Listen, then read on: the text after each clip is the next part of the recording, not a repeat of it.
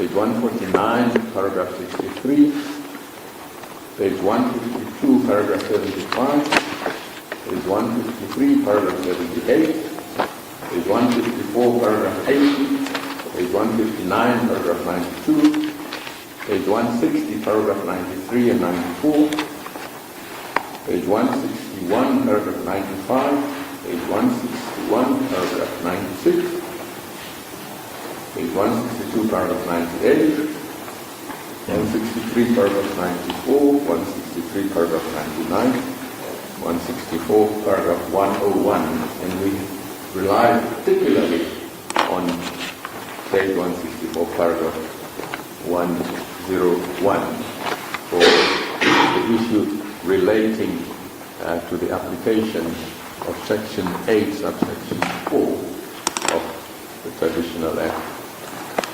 In paragraph 165, page 165, paragraph 103. We submit that issue has been finally decided and cannot be re-litigated because there was an appeal that lapsed because it was not prosecuted. We submit that finding by the conduct court should have brought the matter to a close, and that the President cannot be compelled to re-litigate a factual issue which has already been judicially settled. We submit that to permit the issue to be reopened would undermine not only the President's constitutional function, but the authority of the courts. Once the High Court has confirmed the lawfulness of an identification process, it is subversive of the rule of law for a different branch of government or another court, not sitting as a court of appeal, to second guess the same facts under the guise of a new review. Now, we deal now with independent rationality even without res judicata. Even if this court were to disregard res judicata, we submit that the record independently confirms that the identification process complied with Zulu custom and law and statutory procedure. The President had before him a coherent,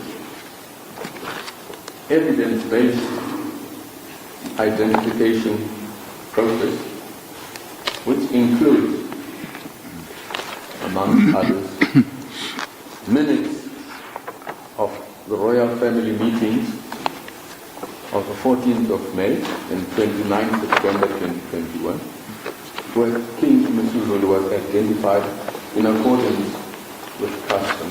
And this we found in volume 2, page 360 to page 364 of volume 2 of the record, the Zulu version. I must warn you now, Mr. Morana, that your 20 minutes of immunity is up. Now you may expect questions from the members of the bench. But proceed, yeah. Yes, I appreciate that. Okay. Yes. And page 365, still volume 2, 365 to 372 in the English version. Volume 6, pages 1116 to 1122, English version. A resolution of the royal family meeting on 29th of September 2021, which reaffirmed the 14th May 2021 decision and clarified its consistency with custom. This is to be found in volume 4, page 735 to 736. But what about what about the contention that those that were there in that meeting of the 14th of May were not members of the royal family? Some key members of the royal family were not invited to that meeting. That's a contention that is put forward by the respondents. Well, Justice Zondi, there are those allegations. Yes. But we know for a fact that Princess Thembi Zulu was invited. She declined. And then Prince Mbonisi was invited. About 3 people were invited but declined. Not only that, Justice Zondi, but one of the litigants in this court, firstly, was aware of the meeting, and I'm referring to Prince Simagate. He wrote a letter and asked that letter be read at that meeting. He knew that this was a meeting at which the successor to the deceased king was to be identified. He knew that. And he says that in the letter. But Mr. Morani, there seem to be various interpretations of that letter. Yes. And they're there in the record. That's one of the problems. I think there are 2 or 3 interpretations of that letter in the record. One interpretation, he says, I'm not interested. The other interpretation, he says, but if I am nominated, I'm interested. Yes, but the point I'm making, of the says Justice Nichols, is that he knew what the meeting was about. Yes, certainly. And the meeting was about choosing the successor to King Zwelithini. He knew that. There can be no doubt about that. He was invited to the meeting, but instead of attending the meeting, he decided to write a letter. And in that letter, he says, I'll paraphrase. Maybe let's go to, because I think that it's a very critical document for the purpose of this case. There are so many, it has been referred in various pages in the record, but there's one that I'm interested in, is 745, where there's a reference to it.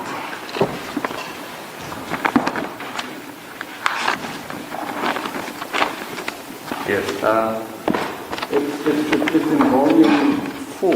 Yes. Page 744. Yeah.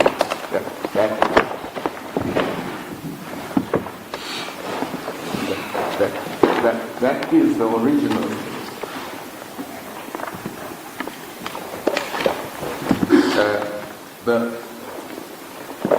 The Zulu version is clear and legible. 715. 744. Or 744. There is one at 715. Okay, let's go to 744. Yes.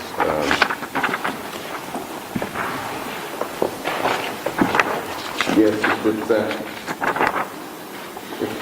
it's exactly the same. Yes. That's why I'm saying that there was so much repetition here.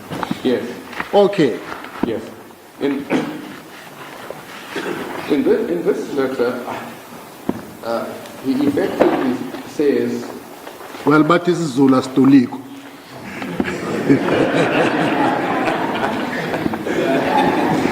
Okay, all right, but yeah. I kunjala Stoliko. Okay. Yes, but unfortunately, unfortunately Yes. for those who are not conversant with the Zulu language, we'll have to jolligate. Yes. Yes. This is a very respectful letter. Yes. It's written in very respectful language. I mean, he greets the prince of Finality, and he requests that the prince should read this statement publicly as it is written. As in other words, he should read it as it's written. And then he says he hears that his name has been mentioned, that he, Smagade Jackson Zulu, wants the position of the king. He's very happy when he sees the prince on television saying himself that he, that is Prince Misuzulu, never said that he wants this position, and he confirms that. And he can also confirm that he has never said or told anybody that he wants this position. He hears that there are certain rumors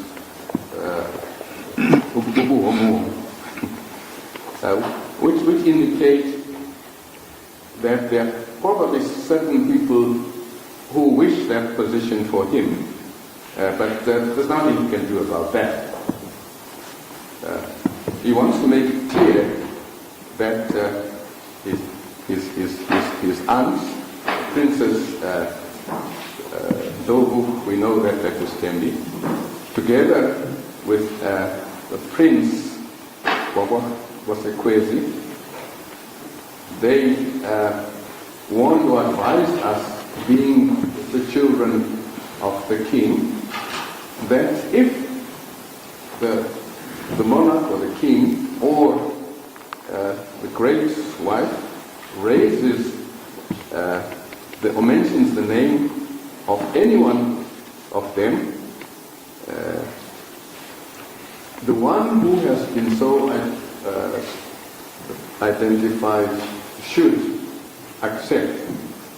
Therefore, if his name has been nominated, he would accept that nomination. Furthermore, they advised us or warned us that if any other one of us has been nominated, we should accept the position and support the one who would have been identified. As a child that is respectful and I think also humble, I emphasize that I would not go against the words of the old people, as I have mentioned above. I request or urge the Prince that when he reads the statement as it is, he should request the reporters that they should desist from keeping on phoning him about this matter, because there's nothing else that he can say apart from what he has already said. We thank you you, my neighbor. I'm your grandson, Prince Magaduzu. So that's what the letter says. So it is quite clear. But is he not sitting on the fence here to say, well, I'm going to weigh my options? It would seem to me that it's somebody who is, okay, I will behave, but if my name... Yes, that is so. I'll go for it. So I'm ready. That is so. But the point we are making is that he was aware what the purpose of the meeting was. And he was also aware of the outcome of that meeting. That, in fact, the person who had been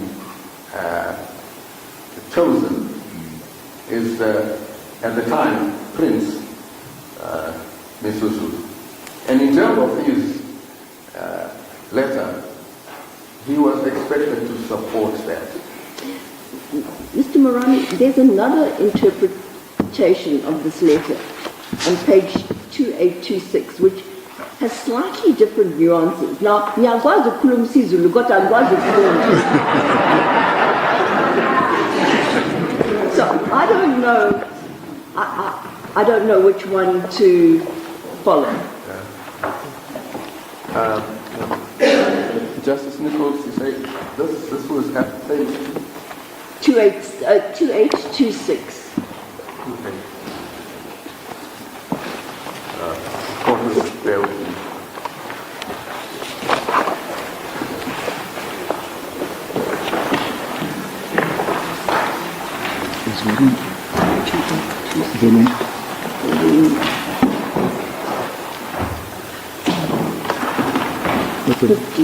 Volume 15. Volume 15. Yeah.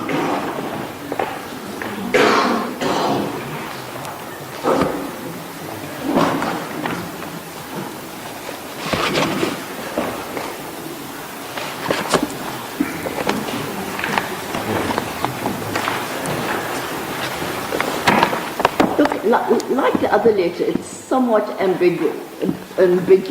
It seems to state, I'm not going to go against my elders, but I think this one is more categoric in that if I'm nominated, I'll definitely accept.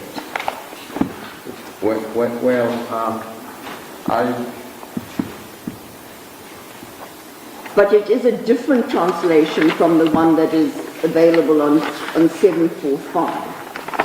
Well, I tried my best, Justice Nichols, to interpret it as I was making my submissions.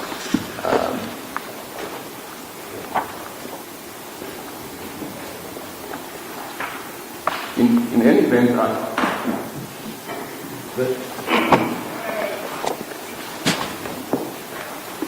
the points I'm making, I've already made the point that he was aware of the purpose of the meeting. So there can be no doubt about it. Although there are now attempts to sort of distance certain parties from the purpose of the meeting and the objectives of the meeting, and also what exactly happened at that meeting. So your point is essentially that he was aware of the meeting. Yes. He knew that it was going to be to identify the king, or the potential king. That is so. And he chose to stay away. That is so.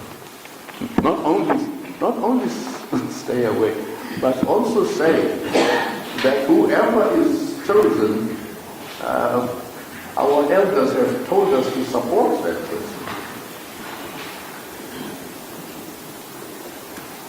But now, instead of supporting that person, he subsequently wants to be king himself. So that is a factor. And responding to one of Justice Nichols' questions. They actually don't say who should have been there and was not there. And our submission is that this was a lawfully constituted meeting, and people who should have been there were there, and the purpose of the meeting was legitimate, and that meeting came with a result which should have been supported by other members of the royal family. If I can just return to my argument. Yes. Sure.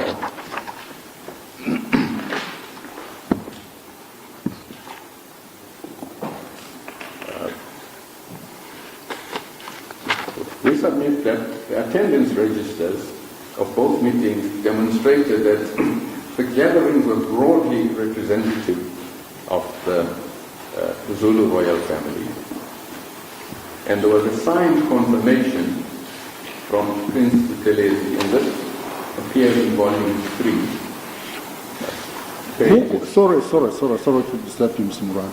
Who called that meeting? Because, well, number one, who called it? The person who called it, did he have authority to do so? Yes. Who within the royal family, if meetings are to be held, who is responsible for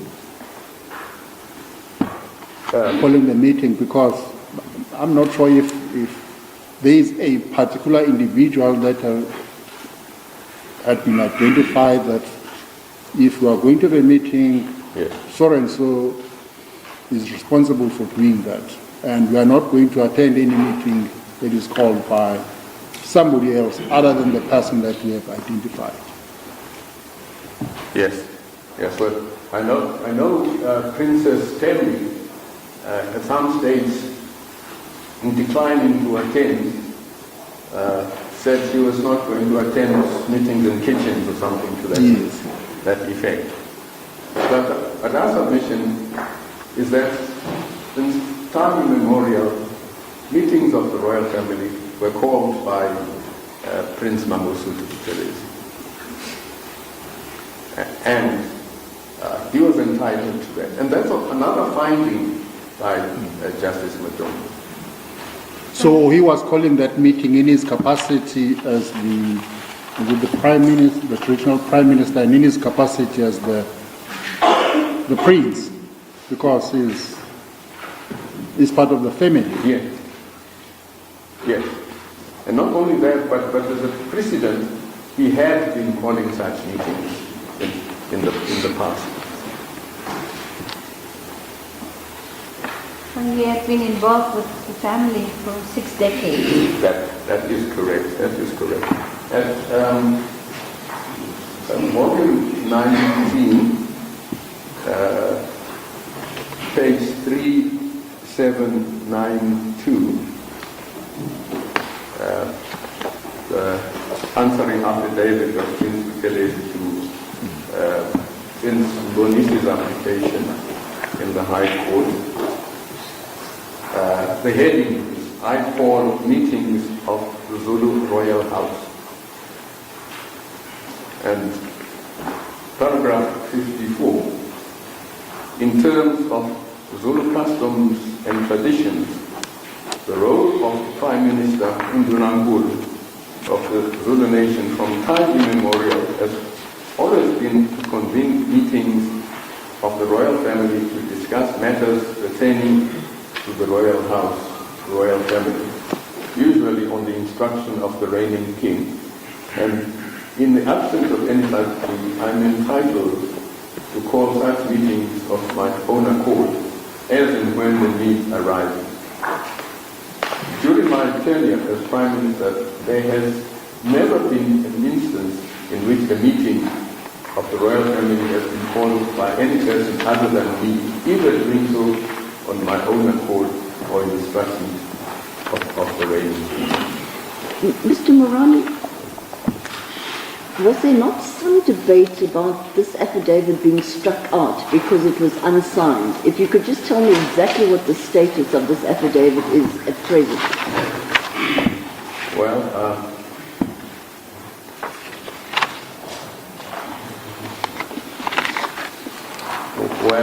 it was not struck out. It's still very much evidence on which the court can make its findings. Was it ever signed? I beg you. Was it ever signed?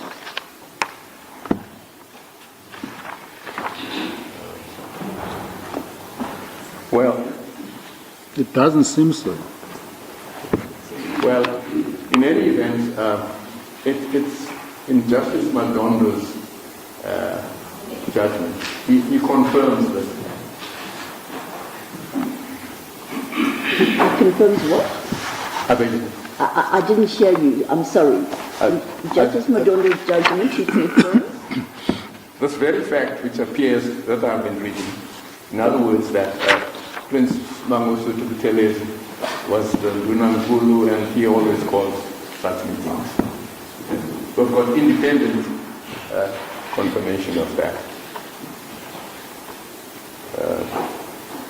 Now, we submit that all these materials collectively satisfy the requirements of Section 8.1 of the Leadership Act, requiring identification by the royal family in accordance with custom.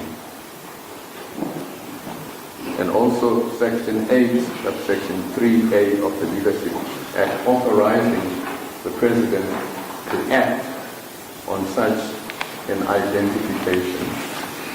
And we also submit that this is also consonant with the standard of rationality in the exercise of public power.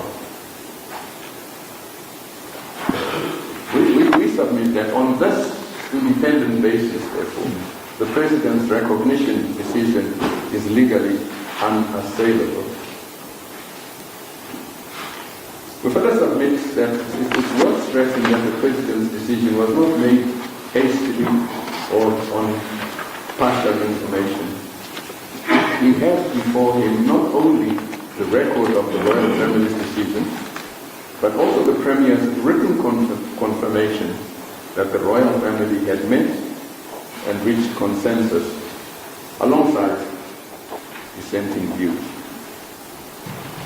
The President also had before him a letter dated 5th of August 2021 from the Premier of KwaZulu-Natal, and this appears in volume 3, page 578-579, which confirmed that the royal family had met and nominated His Majesty King Misuzulu, and that there was a factional objection led by Princess Thembi and Prince Magade.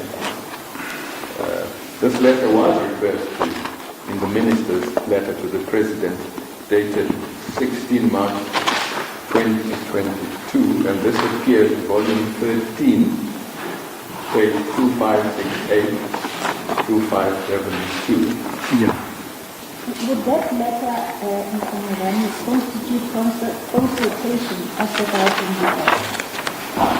It seems to me that Section 8 requires consultation with the Minister and the Premier. And it appears to me that there is a bit of a contention that there was no consultation with the Premier. Well, we deal with this later, but our submission is that there was consultation. The mode or the modus of consultation is not prescribed, but once the President asks the Minister to confer with the Premier, that, in our submission, is his way of consulting. Consulting with the Premier. I beg your pardon. consulting with the Queen. Yes. Yes. Now, so we submit that the President therefore had the benefit of the Premier's view, and a consultation did occur. Here we're concerned with substance, not form. Well, the President had asked the Minister to act in consultation with the provincial government. That is correct. That is correct. Yes. Yes. Now, we say that the President balanced this material and acted rationally in the constitutional sense.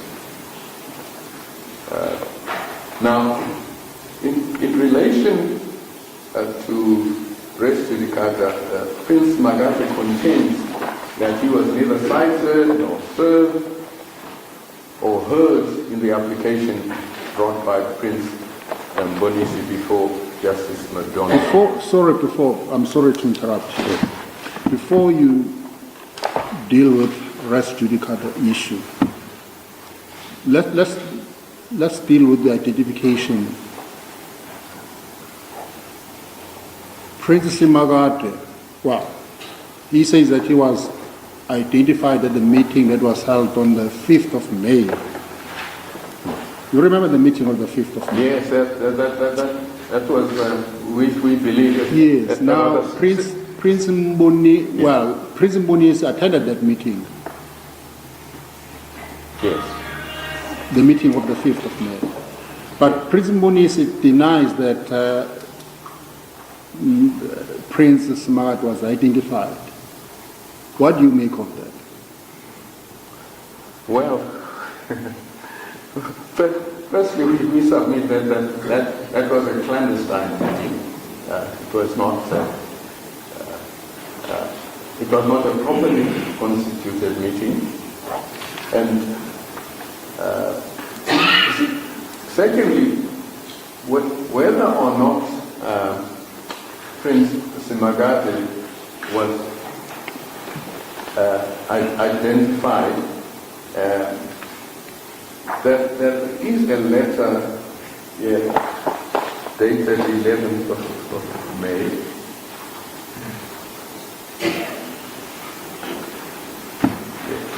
Yes. Prince Magate sort of gives the lie to that version in the letter that he wrote. The letter of the 11th of May, that was read out, which he said should be read out. It will recall that it's a lie, that I want this position. It sort of gives a lie to what happened on the 5th of May. So you're saying that on the 14th of May, his letter should have said, I've also been nominated. Yes. Yes. Okay. You may proceed with your res judicata. That's what we then he, that is, since Magate says, no relief was sought against him and the judgment was handed down without his knowledge or participation. Therefore, any factual findings made in that judgment cannot bind him under the doctrine of res judicata or issues estoppel. He also argues that the High Court erred in finding that Justice Madondo's judgment precluded his claim because the requirement of res judicata, especially the requirement of the matter being between the same parties, was not met. And he frames the reliance on res judicata as a violation of his right to be heard and to have his claim considered on the merits. We submit that res judicata applies also through issue estoppel, even where the parties are different. provided the same factual or legal issue is being litigated. And for this submission, as I've indicated to the court, we rely on Smith versus Forrest, which provides that the test is whether the same issue was finally decided, not whether the parties are strictly the same. On that score, can we go to Matondo AJP's judgment and see how he identified the issues? There were 3 cases before him. Is that so? Yes. Okay.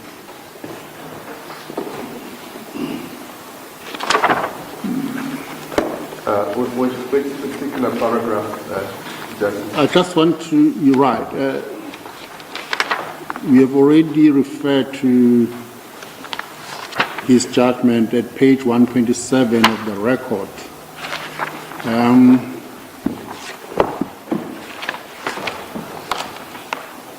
The first matter that he dealt with, he addressed, is Queen Sibongile Winfred Zulu.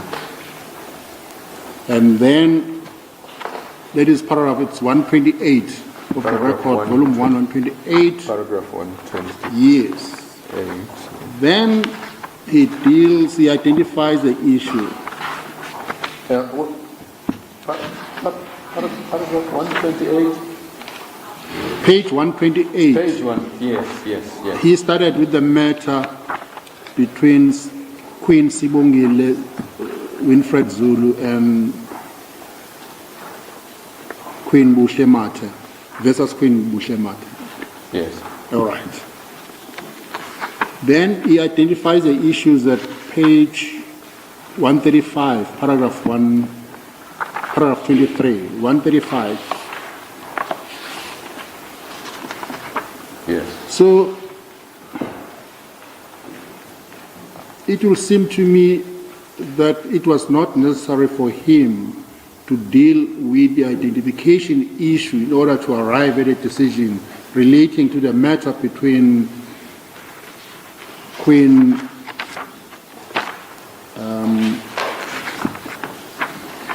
Sibongile Zulu and Queen Bushemate.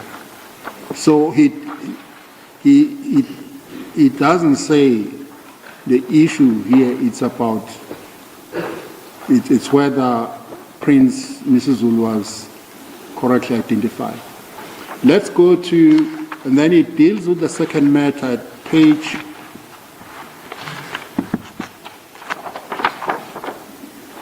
the second matter, the princess's application, Princess Nandwenkosi Zulu. It's page 142. And then there at 146, page 146, he identifies the issues. He says number B, paragraph 56, number B. He says whether the applicant princesses are entitled to stay the process leading to the identification, nomination, recognition, coronation of Prince Misuzulu. So he does identify the identification issue here. Yes. The identification as an issue for the purpose of determining the claims of the princesses here. That is so. Then let's go to the third case, with the third matter that was before him.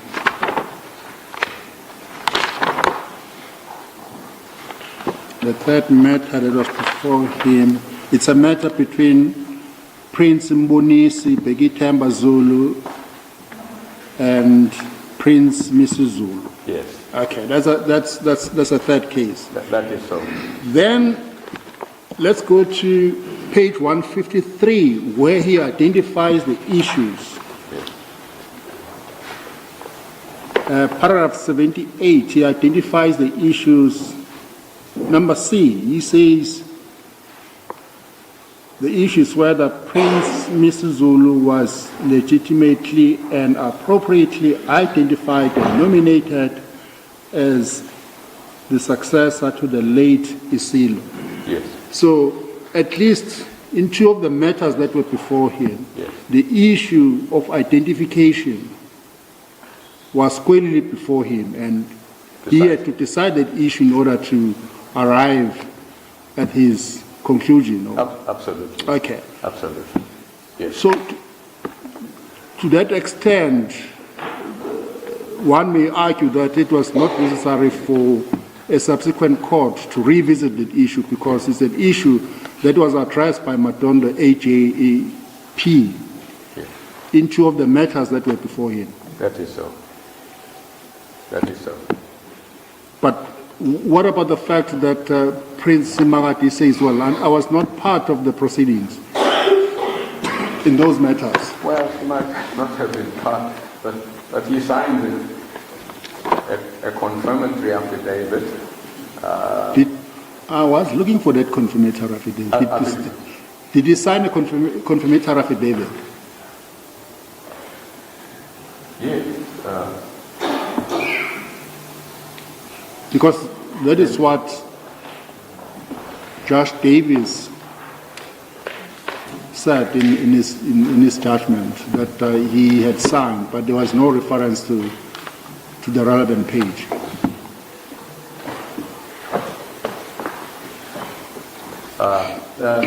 Okay, all right. We'll find the reference. Your juniors will help you. Okay, Yes. proceed. Yes.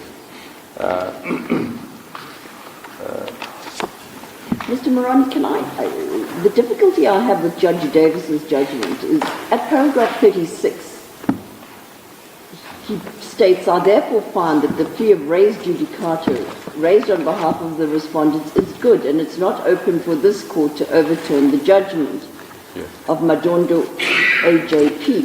Yes. But his order seems to indicate the exact opposite. Precisely. Precisely. That is the problem we have with the judgment. The inconsistent treatment of the identification. Yes. Yes. As a matter of fact, the Justice Smith is saying that is the Achilles heel of the judgment.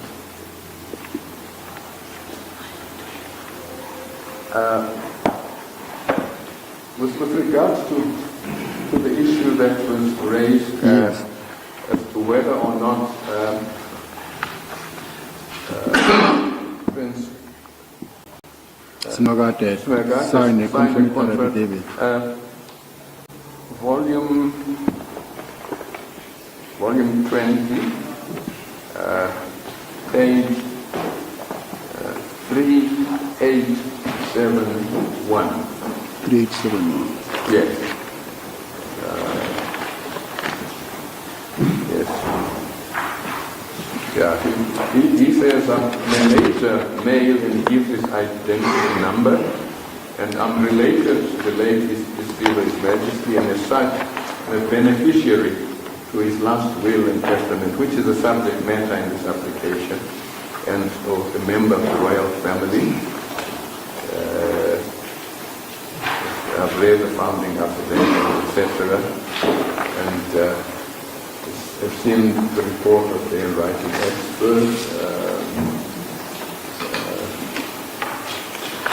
which concludes that the signature on Jose Will is not that.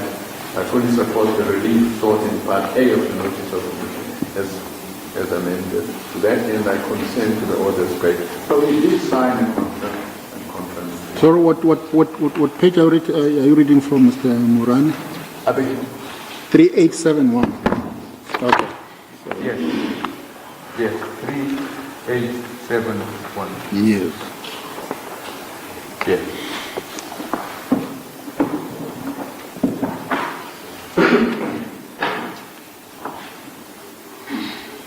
Well, we submit that Prince Magadi had an interest and opportunity to intervene as he was aware of the dispute and the litigation, and as I say, even signed a confirmatory affidavit. if he had a legitimate claim, he could and should have applied to intervene. And we further submit that Prince Simagati was indirectly represented, even if not formally cited. His interests were aligned with the anti-recognition faction led by Prince Bonisi. The litigation raised the same core challenges now being pursued by Prince Simagati.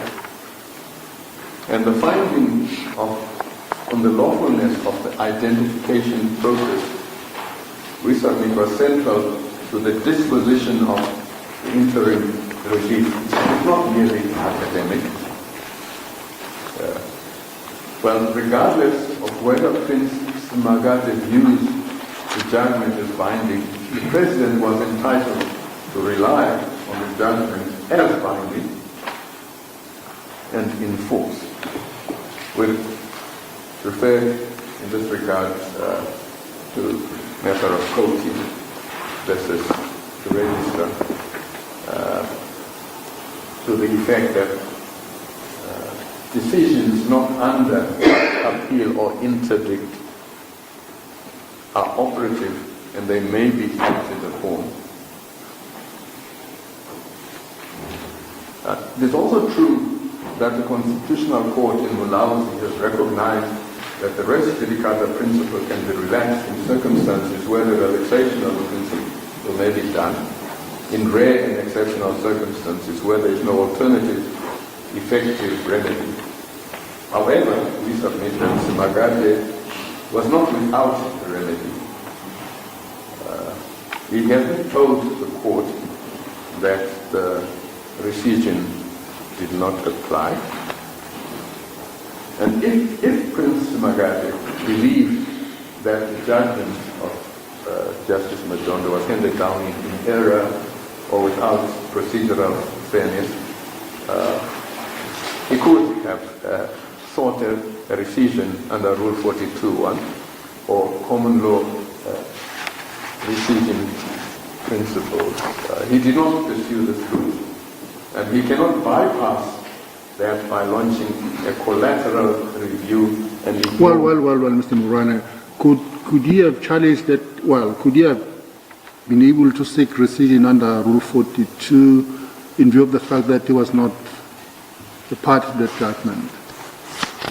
Yes. I mean, if the judgment is arrived at in error, for instance, etc., and he's able to establish an interest, I see no reason why he could. Well, on the assumption that he had applied for intervention, or I beg your pardon? On the assumption that he would have applied for intervention, if he had sought leave from the court to intervene. Yes, that was one of the things which he could have done. Okay. Yes. Now, the next heading is that the recognition decision was lawful. We submit that the President acted within the four corners of the law and in strict compliance with Section A, subsection 3 of the Act. And that decision was informed by, firstly, the resolution of the royal family from its 14 May decision and 29 September meetings, and the authoritative judgment of Justice Madondo. And we submit that the President had no discretion under Section 8, subsection 4 of the Act, because no proper allegation, we submit, or dispute had been lodged. We submit that the section is not properly triggered. And we submit that the President, Justice Patswani, consulted with the Minister as required and recognized King Misuzulu only after the High Court had confirmed the validity of the identification. He thus acted consistently with both the law and custom. But do you accept that Prince Simakadi could not have brought a review of the President's decision until the President actually made the decision? Yes. That is the President's decision. That is correct. That is correct. But if you wanted to accept Justice Madondo's decision, then he could have pursued a different route.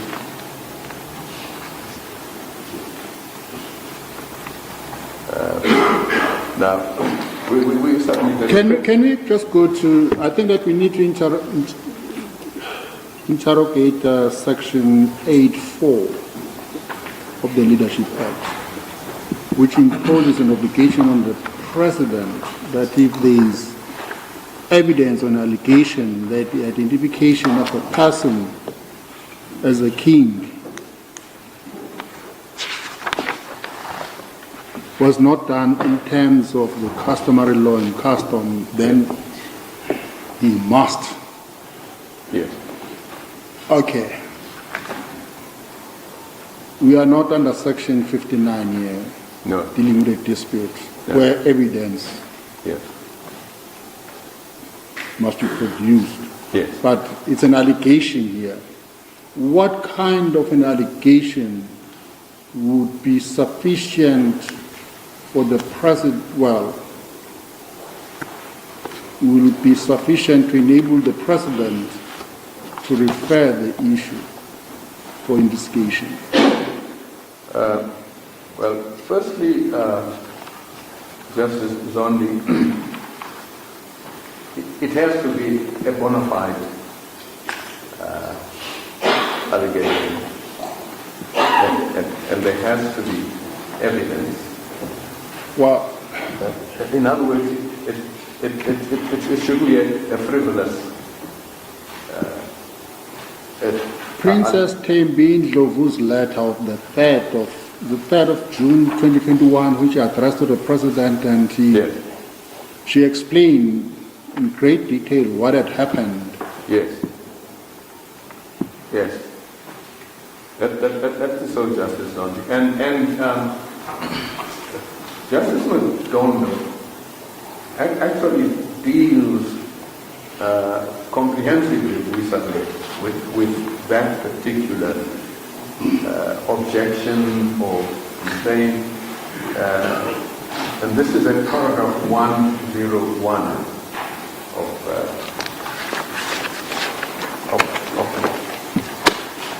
the judgment. And we are also relying on a decided case. Sorry, paragraph 101.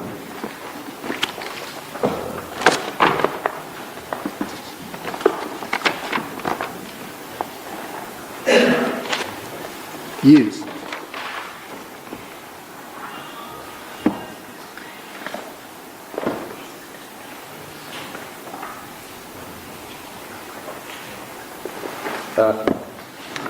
I think it bears an analysis, Justice. Well, I see it's 11:05. Well, it's about 7 minutes past 11 now. Yes. Should we take an adjournment now until 25 past?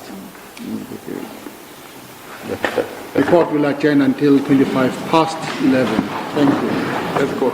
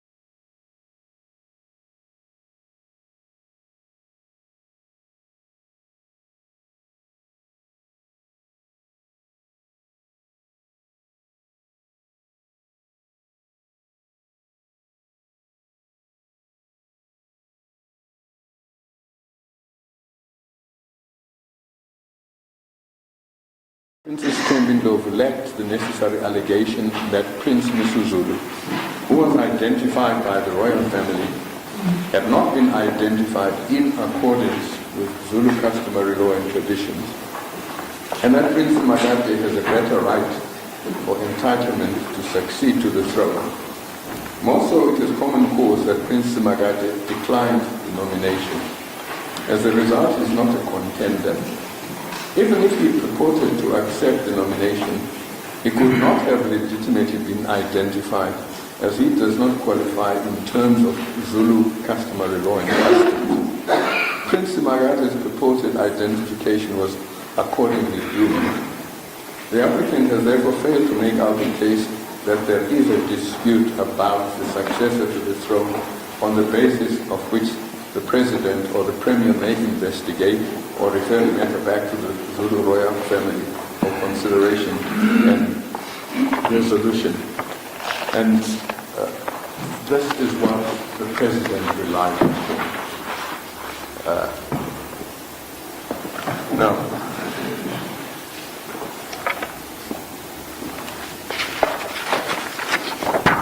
but, well, the statement that there is no genuine dispute as to the succession, is that what is required in terms of section 8.4, because 8.4 refers to evidence or allegation. So we agreed that we are not in the realm of section 59. Yes. We are at section 8.4, allegation. yes. And my question to you was, what Princess Thembi raised in her letter that she addressed to the President in June 2021, is it sufficient to form a basis for the conclusion that there is an allegation that the identification was not done in accordance with customary law and custom? That's my question to you. Yes, we submit not. And Justice Zondi, we are actually relying on judgments of Justice Madondo with regard to that. And we are also relying on a decision of the Constitutional Court.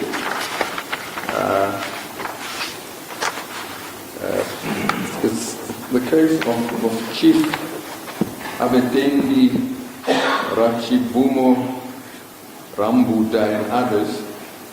This is Chibumo Royal Family and others. This is Chibumo Royal Family and others at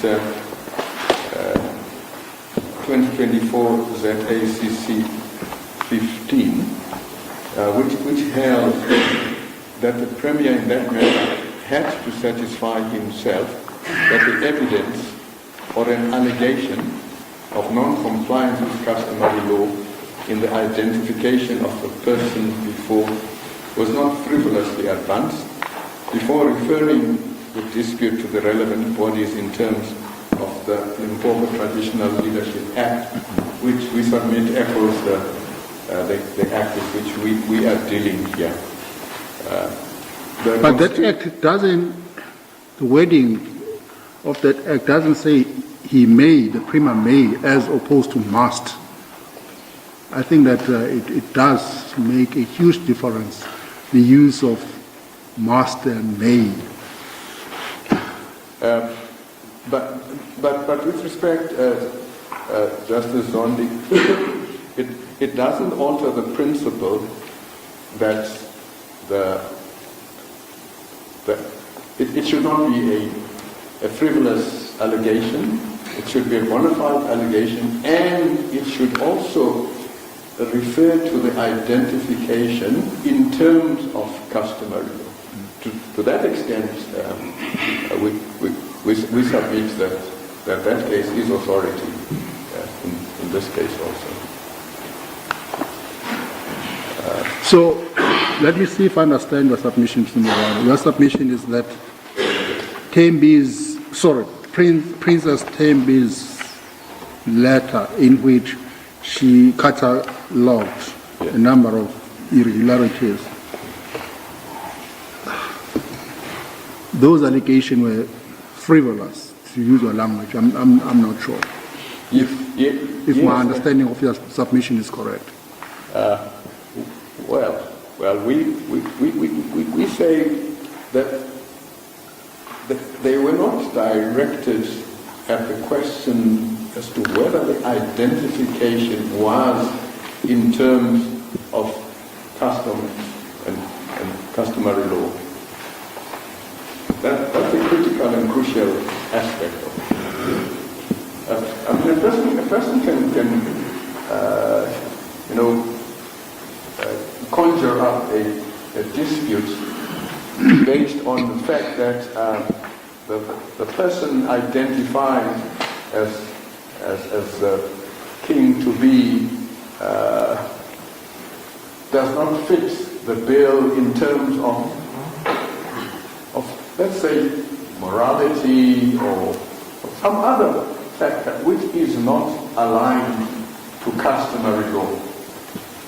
That is the real crucial issue. But isn't one of the crucial issues is whether it should be King Misuzulu because he's the firstborn son of the late king, or whether the kaZwelithini because he's the firstborn son out of wedlock, so to say. Well, Justice Collins, it will be recalled that that issue of ukufakwa esiswini was abandoned. Has it been abandoned? Yes.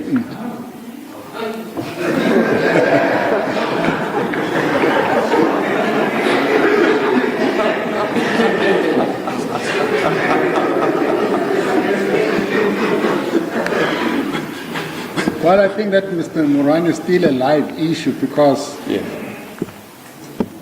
he relied on two experts, Professor MDNtv and the Temba. Well, there's Professor MDNtv who does say something about this custom or this of Ufaka Esiswini and Zimande, Temba and Zimande. These are the authorities upon which he relies for the contention that as a person was inserted, he is entitled to succeed to the throne. In my recollection, Justice Zong and Justice Nichols, I do not believe that Princess Thembi's letter dealt with that particular issue. Let's go to that letter. Page 2487. The custom of Ufaka Esiswini.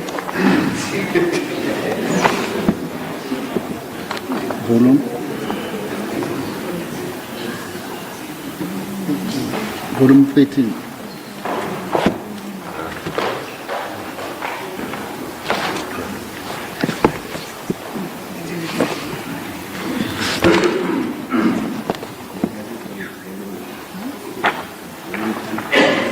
Yes, it's volume 13. At the bottom of the page of 2487, where the heading is custom of Ufaka Esiswini.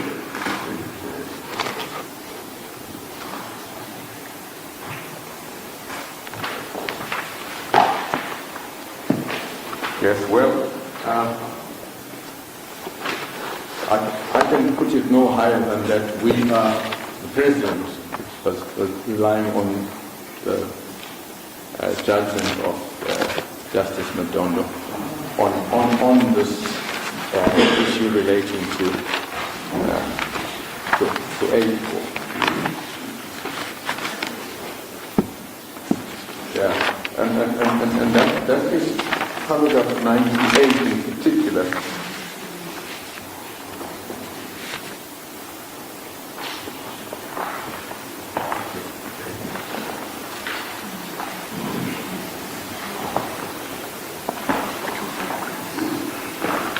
Yes, it's in paragraph 97 and 98 of that. Justice McDonald's judgment.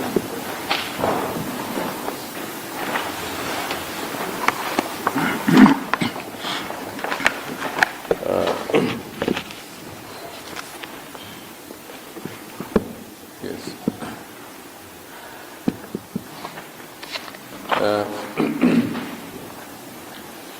In terms of paragraph 97, the learned judge says, President Cyril, who was in attendance at the meeting, states that before proposing and nominating the name of Prince Misuzulu as the successor to the late Isilo, he explained the criteria which are to be taken into account when identifying a person as successor to the throne. Such criteria are laid down by Zulu customary law and customs. The following criteria are taken into account: whether the ilobolo of that person's mother was contributed wholly or in part by the relevant tribe or nation, and the status of the maternal grandfather of such person. In the present case, it's common cause that the late Queen's ilobolo was paid by the Zulu nation, and that she was born of Eswatini royalty, being a daughter of King Misuzulu II. On the grounds of contribution of her ilobolo by the Zulu nation alone, she proceeds otherwise in polygamous marriages and becomes a great wife who is expected to bear successor to the throne. The status of her father may now legitimately be interpreted as constituting discrimination on a listed ground, that is birth, and could be in conflict with the equality clause. If it discriminates unfairly against otherwise born commoners, it may fall out of provisions of the clause. But the fact that her ilobolo was provided by the Zulu nation cannot be assailed. And it's not a listed ground, but a fact which only serves as a distinguishing feature. It's common cause that there is no contender to the Zulu royal throne. Prince Magade, who has been mooted as a possible contender, addressed a letter to Prince Mangosuthu dated the 11th May with a request that the letter should be read out Zulu royal family meeting on the 14th of May. In that letter, he disavowed claim to the throne or any intention to claim it, which in terms of the Leadership Act and Customary law has the prerogative to appoint traditional leadership assembled on the 14th of May and identified Prince Misuzulu as the successor to the late Cyril. And that's indicated, I beg your pardon. We are relying on the finding by Justice Ndondo, which has not been upset, not been taken on review, it's not been appealed against.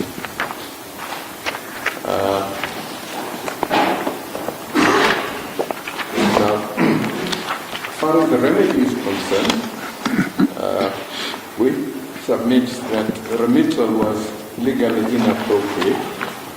We submit that the High Court erred in remitting the matter for an investigation process under Section 8, subsection 4, when it had already held that the identification itself could not be revisited.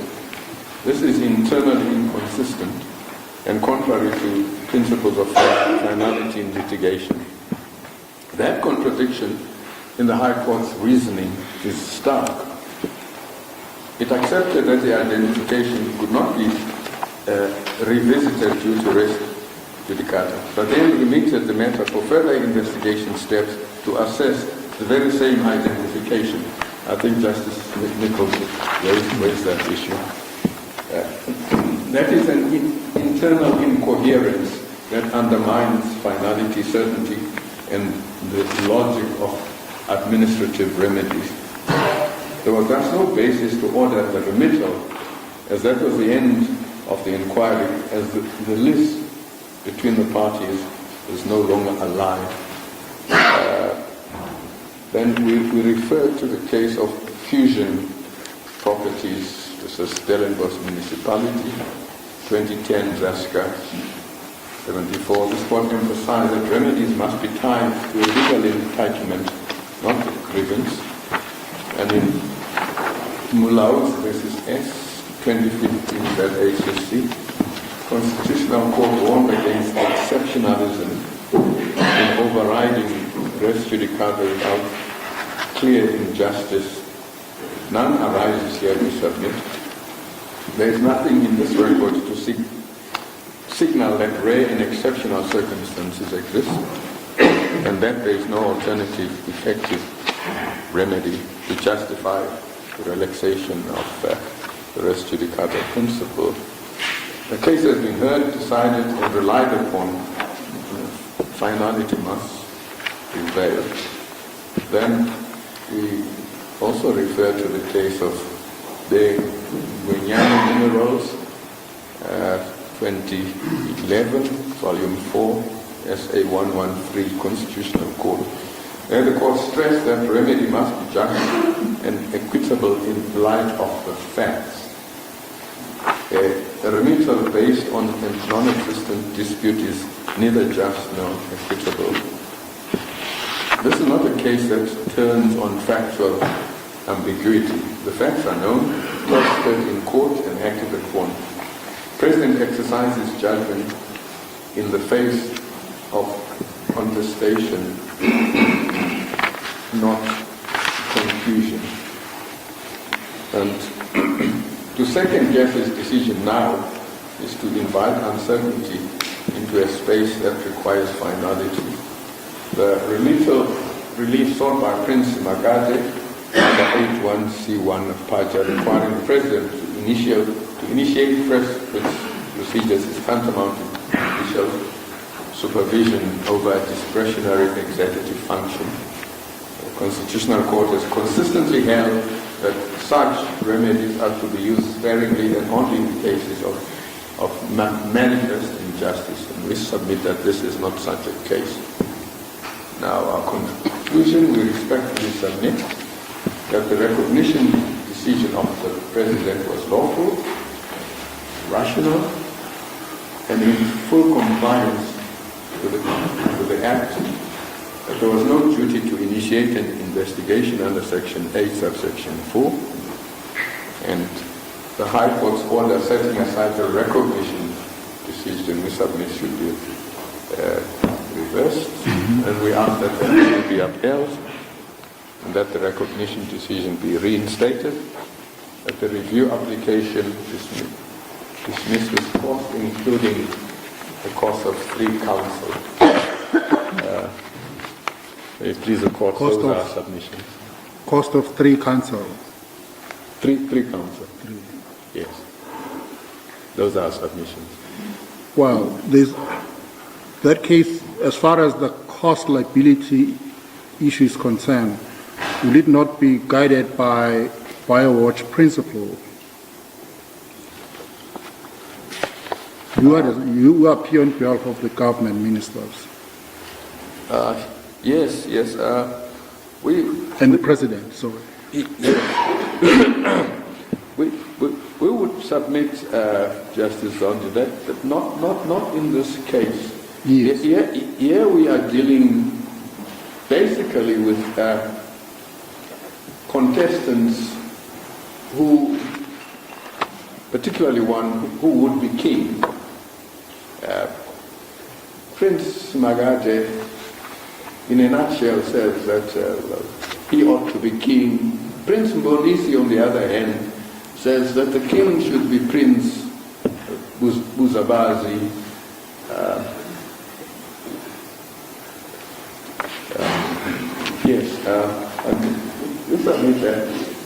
This contestation for kingship should not really be brought to the level of the principle of Biowatch. Those are submissions as far as costs are concerned.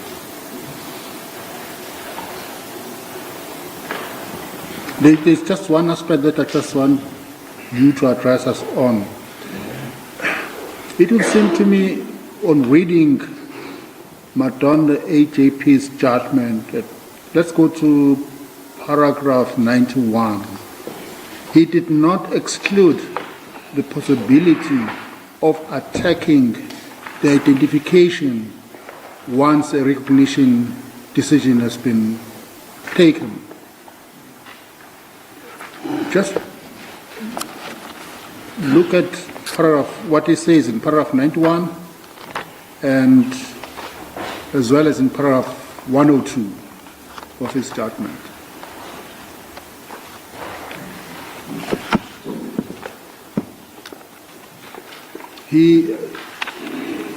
One might say, he indicated that the door was still open to whoever wishes to challenge the identification, but that could only be done once a recognition decision had been made.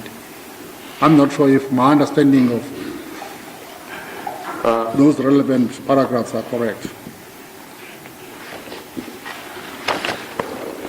Yes, Justice Zondi. Yes. He does say that, but it does not detract from all the submissions that we have made regarding the finality of this judgment relating to the identification issue. Right. Yes. After the identification, of course, anybody can challenge the recognition decision on legally recognizable grounds. But in this case, we say they are none. Okay. Thank you. Any question? Thank you very much, Mr. Moore. As a court, please.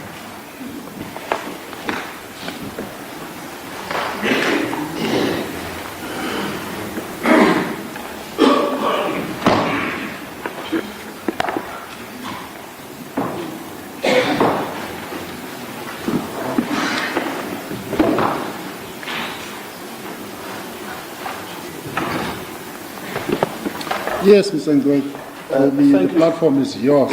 Your 10 minutes will begin once you are ready. Your 20 minutes. No, Justice Zondi. I don't like to disagree with the judge at the commencement. It's 20 minutes. Yeah, 20 minutes. Sorry. Okay. Deputy President and Honorable Justices. So it's 5 to 12 now. Yes, 5 to 12. According to my watch. Thank you, Deputy President. The key findings of the court below are in volume 25 at page 4794. And that's the first key finding at paragraph 56. And that is where the judge refers to section 8.4 and specifically says that section means that the mere making of an assertion that traditional laws and customs have not been followed is sufficient. The next key finding is at paragraph 60, which is at 4795, the same volume, where he says that the President erred in law in purporting to perform an evaluative function. And that is why he then says that the recognition decision is susceptible to review. And then the last key finding is at 4796, paragraph 61, where at the end of that paragraph he says, it terms thereof, it is notionally possible that should the investigative committee have regard to material which had not been placed before Madondo AJP within the strictures of the application that is served before him, it may either reach a different conclusion or may determine a re-election as a more appropriate course. Such a course, should it be advised, would render any adjudication of the meeting of 14 May 2021 moot. So it's on those reasons that the order, which is at paragraph 66, order number 2, 4798, says that the matter is remitted so that an investigative committee can consider whether or not the identification of my client, His Majesty King Misuzulu, was not done in terms of customary law and customs. Now, what is the problem with that? We submit that there are 5 problems why that finding is incompetent. The first is that the court failed to correctly interpret section 8.4a. The second is that the court failed to properly analyze the evidence.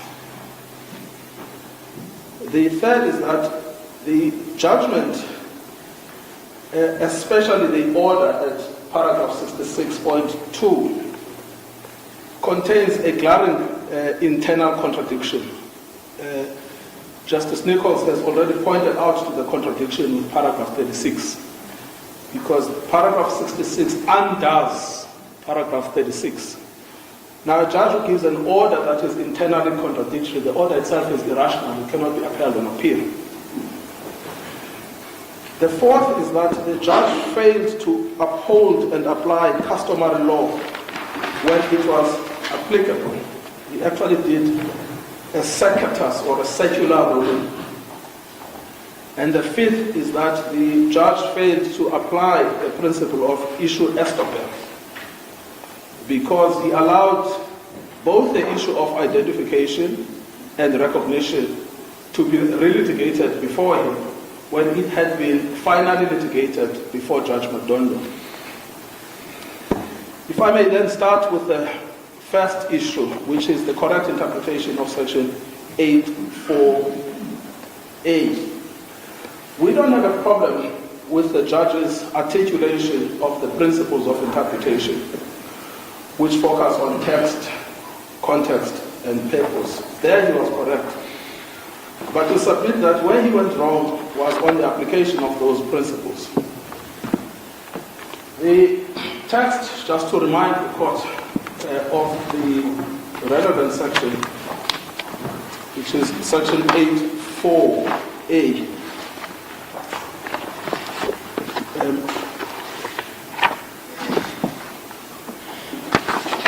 That text says the following, 8.4a. Where there is evidence or an allegation that the identification of a person as a king or queen, and then it goes on, was not done in terms of customary law and customs, the president, as the case may be, must cause an investigation. Now, we have no difficulty with the second part, that the president is obliged to cause an investigation. The problem is the first part. What is the yardstick to trigger the investigation?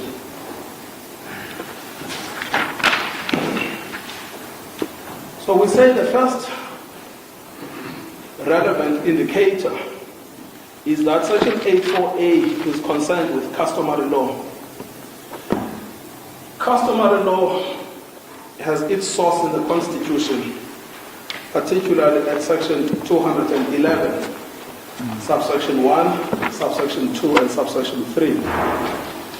Section 211, subsection 1, is the crucial section because it says that the institution, status, and role of traditional leadership, and then it says according to customary law, are recognized subject to the Constitution. So the traditional leadership institution is an institution that must function according to customary law. What that section illustrates, therefore, is that it is the customary law that is the fulcrum or the prism through which traditional leadership exists, and there is an obligation on our courts, you will find that in section 211, subsection 3, to apply customary law where it is applicable. That informs then the nature of the allegation that is referred to in section 8.4 sub a, which would then trigger the obligation on the president to cause an investigation. And that is an allegation that the identification of the king was not done in accordance with customary law. The first baseline of how to look at Section 84A has already been decided in the Chivumo case that my learned colleague has referred to, which is that as a baseline, the allegation must not be frivolous. But we say that's not enough. In addition to guarding against frivolity, the allegation must be reasonable and bona fide. And the allegation must identify a custom on which it is relied in order to come to the conclusion that it was not complied with.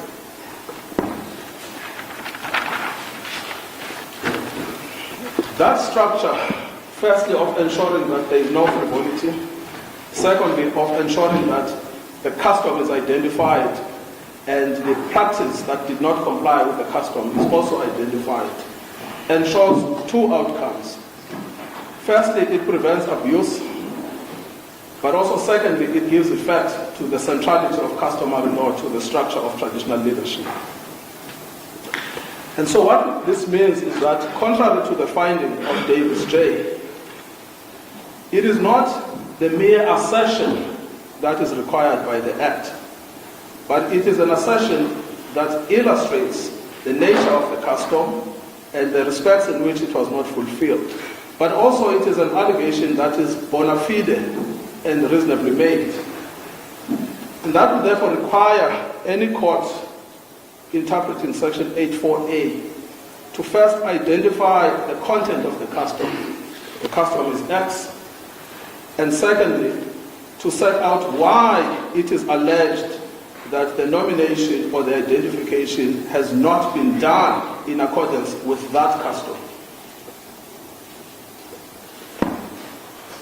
We then can look at what happened here, which takes me to my second issue, which is whether or not the court was correct in its evaluation of the evidence that the President had before him allegations that King Misuzulu was not identified in accordance with customary law. When you look at the judgment itself, it's actually extremely difficult, the judgment of Davis J.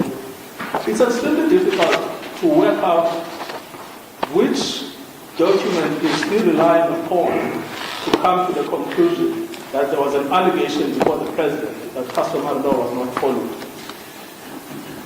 So, because the analysis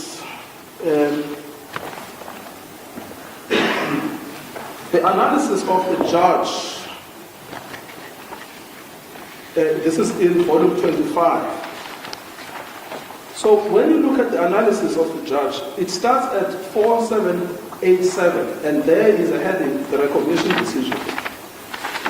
He sets out the facts, but where he has to address the question whether or not there was an allegation that custom was not followed, you will find that at paragraph 56, page 4794. Paragraph 57, 58, 59, 60, 61. Thereafter he asserts a conclusion. So we are left none the wiser about what is the allegation that he is relying upon.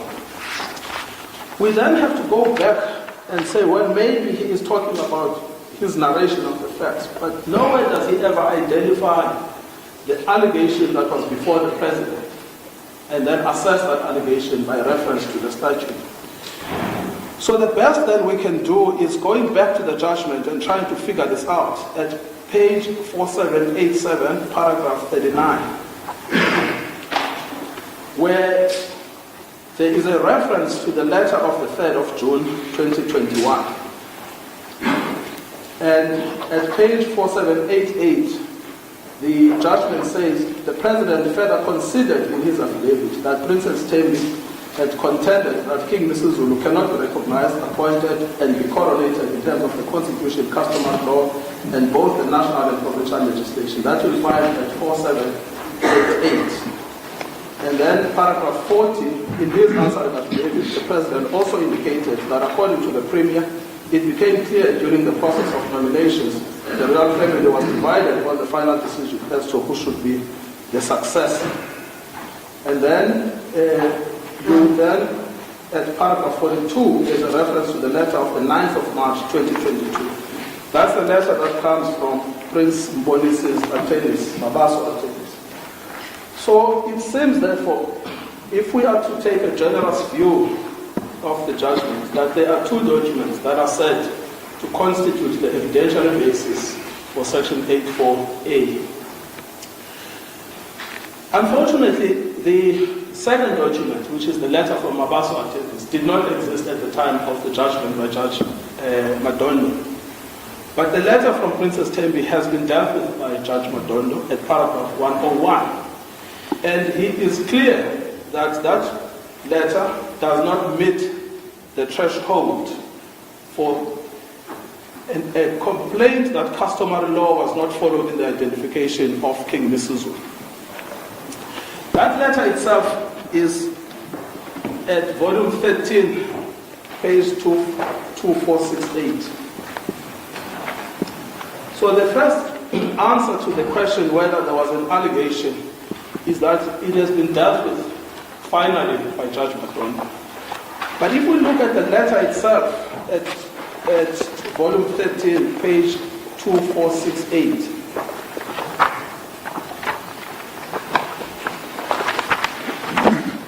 so the actual letter signed by the princess doesn't say anything. The letter is 2468 to 2469. It's the attachment that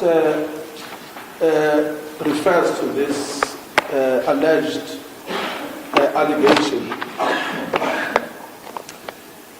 But the problem with that letter is that it's actually very difficult to pinpoint an allegation that says that King Misuzulu was not identified in accordance with custom. Nowhere does it specify the process that must be followed under Zulu customary law for the identification of a king. And nowhere does it say the following steps were not fulfilled in the context of the identification of King Misuzulu as a king of the Zulu. The first time, after there's quite a lot of things that are being said in the letter. The complaint about the will, and the complaint about whether or not the late king, King kaZwelithini, was correct in identifying Queen Manto as regent. But the question that must be answered by Section 84A is whether the identification of the reigning monarch of the Zulu, King Misuzulu, was not done in accordance with customary law. The first references we get there is at page 2508 and 2509. But we need to look closely at what is being said. At page 2508, paragraph 10.16, this is what is being said. In a bid to salvage his case, Prince Buthelezi called a meeting scheduled for the 14th of May, purportedly at the behest of the matriarch of the royal family. In terms of the court papers reported on at page 5 of Isolezo, dated 23 May 2021, Prince Buthelezi is reported to have said, on the 14th of May, the royal family met and unanimously decided that Prince Misuzulu ascend to the throne as the king of the Zulu nation. It is vehemently disputed that this meeting could have salvaged Prince Buthelezi's case, given the fact that this meeting was called under false pretense and it was intended for the ironing out of differences between Prince Buthelezi and Prince Mbonisi and Princess Tembi on the other. And then it goes on about the false pretense. Then it says, but instead throws Prince Mbonisi and Princess Tembi into the deep end by drafting them into the agenda to acknowledge the nomination and ascendance of Prince Misuzulu without their knowledge and consent. Then it talks about the agenda. And then, further, it is appropriate to record that princes and princesses born of His Majesty were invited to the meeting under false pretenses. So far, there is no identification of the custom of the Zulu on the succession of the king. And there is no identification of the manner in which that custom was not complied with. Then we look at page 2509. We also get a conclusory statement at paragraph 10.17. Having regard to the aforegoing, it follows that at no stage was Prince Misuzulu identified and or nominated and accepted by the royal family for the purposes of being recognized and appointed as the one to ascend to the throne for the following reasons. They talk about the 7th of May meeting, the 14th of May meeting, and then they say it is vehemently averred that having regard to the preceding paragraph, Prince Misuzulu cannot be recognized, appointed, and coronated in terms of the Constitution, customary law, and both the national and provincial legislatures. It is vehemently averred that the decision to identify the king rests with the family in terms of the Constitution, customary law, and both the national and provincial legislation. So this is the full extent of what you will get the references to custom. There is no allegation that the identification of King Misuzulu was not done in accordance with customary law. In fact, there is not even an attempt to set out the content of customary law. The President had this letter. He says he had. In fact, the President addresses this issue at volume 6. And again, it's important to look closely at what he says. At volume 6, page 1020. So at volume 6, 1020, the President responds to this. He never says that this letter constituted an allegation that the identification of King Misuzulu was not done in accordance with customary law. He says in the middle of the paragraph, the upshot of this letter is that it notes that Prince Misuzulu was never identified and nominated and accepted by the royal family for purposes of being recognized and appointed as the one to ascend to the throne. Now we have to draw a distinction between the role of the royal family, which is a statutory role, and the custom of identifying a king, which is a pure customary practice. The two seem to have been conflated. The insertion of the royal family into the identification is a statutory requirement, which we accept must be fulfilled. And it is not a customary requirement. The custom is clear. It's set out in various paragraphs. All right. I must warn you that your 20 minutes is... Yes, this is... It came at the right time. Proceed, yes. It came at the right time. You are no longer under protection now. Yes, yes, thank you, Justice Stone. Yeah. So, just to close this part, yes, there is a distinction between the statutory requirement that the royal family must be involved. That is all contained in the Poison Act. But the succession in this case is in accordance with custom. What is the custom? The custom is set out in various paragraphs, but most importantly, it is contained in the affidavit of Prince Buthelezi. Now, I am not talking about the unsigned affidavit. I'm talking about the signed affidavit, which was filed in opposition to the interim internet. That you will find at volume 10. At volume 10, page...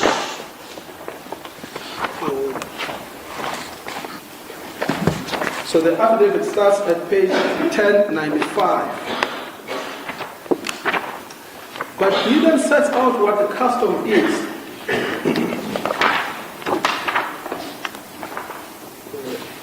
And you will find the custom is set out at page 1932 and 1933. So he says, before Judge Madondo, I explained what the custom is. And the custom is set out at page 1933. He says, the heir to the throne was thus a matter settled or predetermined by Zulu custom and customary law. It is settled custom that a queen born of royalty takes precedence over any other queen or wife of the king, in this case the late king. It is also settled customary law that the queen of royalty for whom the nation paid lobola is a bearer of the king to ascend to the throne after the death of the late king. Paragraph 52. The Zulu nation paid lobola for the late queen, that's Queen Mandoni. In terms of the Zulu custom, the payment of lobola by the nation to secure the betrothal of the late queen and the late king served as a guarantee or surety to the Zulu nation that the first son born out of that relationship would be the successor to the throne. Now, I accept that there are Section 9 problems that arise here, but they are irrelevant for this case. This is a case of 3 men. Paragraph 53, the implications of the Zulu nation paying lobola for the bride are far-reaching. It creates an inextricable social pact between the two nations that the first son born of the marriage between the two royals will produce a successor to the throne. The late queen's status as a daughter of another royal family, the king of Eswatini, she was the daughter of King Sobus, was itself a predeterminant that she should bear a successor by Zulu custom, elevated her above all other wives, present and future. The custom is prevalent among and is adhered to by most, if not all, the Nguni nations. It is also embraced by most, if not all, Africans. Indigenous nations and universal recognition for this custom among the Nguni people. Now, this custom has actually never been disputed in this case. Even the allegation about Ubufana proceeds on the assumption that this is the correct custom. It is an issue of seniority within the custom that is accepted. But even if it was disputed, we were the respondents in the court below. And on pass-on evidence, our version of the custom, supported by Prince Lieutenants who have been around since 1968, for 50 years, would have been accepted as the correct rendition of custom. Now, of course, it is true that there was this meeting of the 5th of May, but it is dealt with in this affidavit fully. At page 1936, paragraph 115. It is a secret meeting, but it is also irrelevant in terms of the custom. But it is also contradictory, because the one says so-and-so was identified, but the other says they were not identified. But it's dealt with on the papers. What is also dealt with is the question of the composition of the royal family. Okay. Your first problem with that meeting is that it was secret, and then the second one is, I think, it's well, there is composition contradiction about what was discussed. Yes. What was discussed? Yeah. Yes, but specifically about the identification, there's contradiction. Yes. But it has no status in customary law, as Prince Lieutenant points out. But it also deals with the question about the composition of the royal family.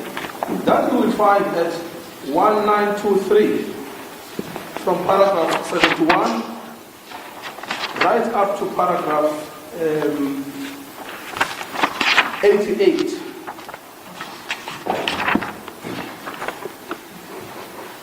Now, that's the respondent's version about who comprises the royal family. It also deals with the status of Prince Mangosuthu as the Prime Minister of the Zulu nation, and therefore entitled to convene meetings, including meetings about succession. So we'll come back then to where we were. These 3 questions, the propriety of the meeting of the 14th of May, are dealt with fully in the answer and affidavit. The nature of the customary law is dealt with fully.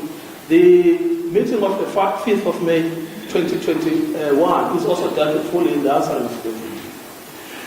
We then come back to the President's decision to recognize. Under Section 84A, the President had to recognize unless he had an allegation that the identification was not done in accordance with custom. I've taken the court now through to the actual document. That document says many things, but what you will never find in it is an identification of the custom and the manner in which King Misuzulu's nomination contradicted that custom. Especially since we now know that custom pre-exists the royal family. The royal family is a recent invention by Stuyvesant, but custom pre-existed. And that is why Prince Buthelezi says there was nothing that the royal family could do if the custom had been complied with. Of course, the candidate needed not to be disqualified under Section 8. The candidate is disqualified, mentally incapable, or any of those disqualification criteria, then they would not be qualified. Well, let's go back to that meeting of the 14th of May. The person who called that meeting, Prince Buthelezi, Yes. was he authorized to do so? Did he have authority to do so? Because that's one of the allegations on which they rely for the contention that that meeting was improperly constituted.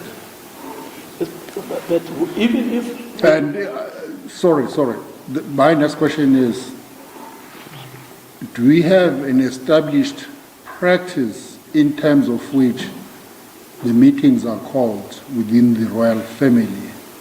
Do we have somebody who has been identified to say, Prince so-and-so, he is responsible for calling the meeting, a meeting which has not been called by Prince so-and-so, we are not going to attend this meeting?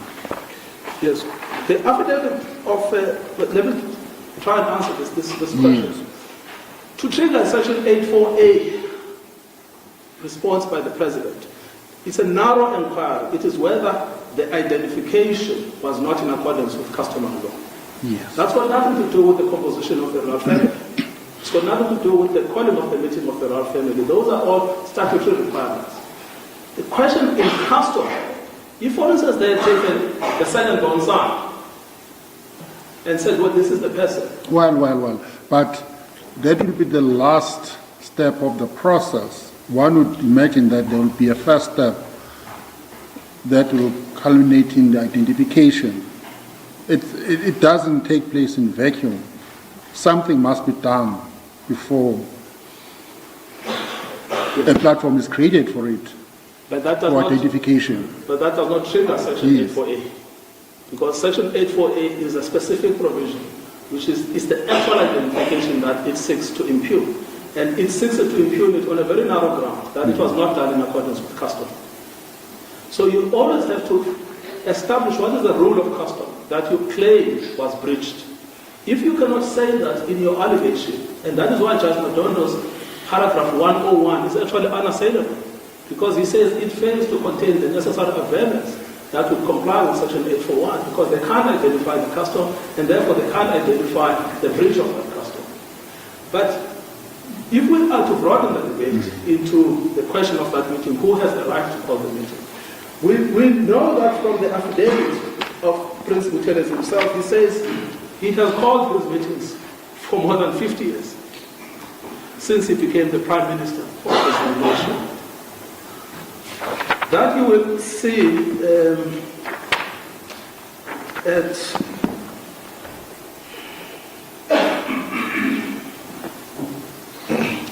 so where he first addresses 1914 of volume 10, from paragraph 49, that's why he first addresses the attacks on him personally.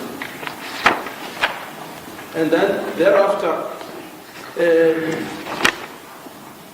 he explains the paragraph 55, where the whole thing started of him being involved in the affairs of the kingdom.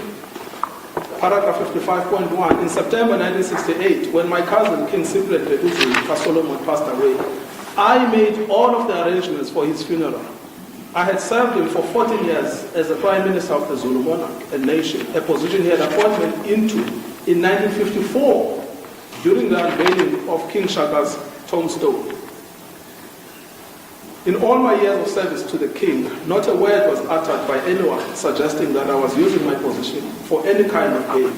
There is no payment to this position, and it carries with it a burden of responsibility that few would be willing to bear. Then he goes on to talk about, this seems to be his complaints about the ANC. They're not particularly relevant. Then at 1923, from 71, I've already referred to that. And then 73, at page 1923, for the reasons I will explain in a moment, I'm an expert in Zulu custom and customary laws. I have acquired this expertise through information in history, passed on to me by my forebears in accordance with Zulu oral traditions. 75, he explains his knowledge. 78, that he himself was born of royalty.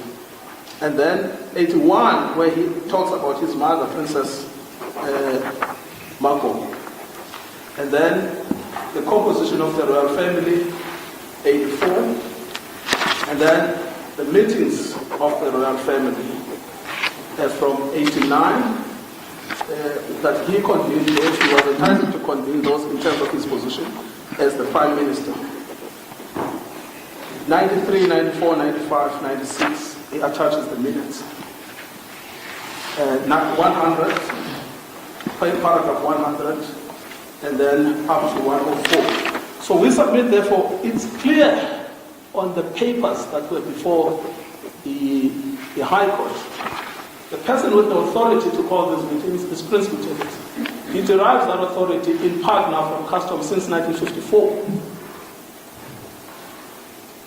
He knows who comprises the royal family from his own personal experience.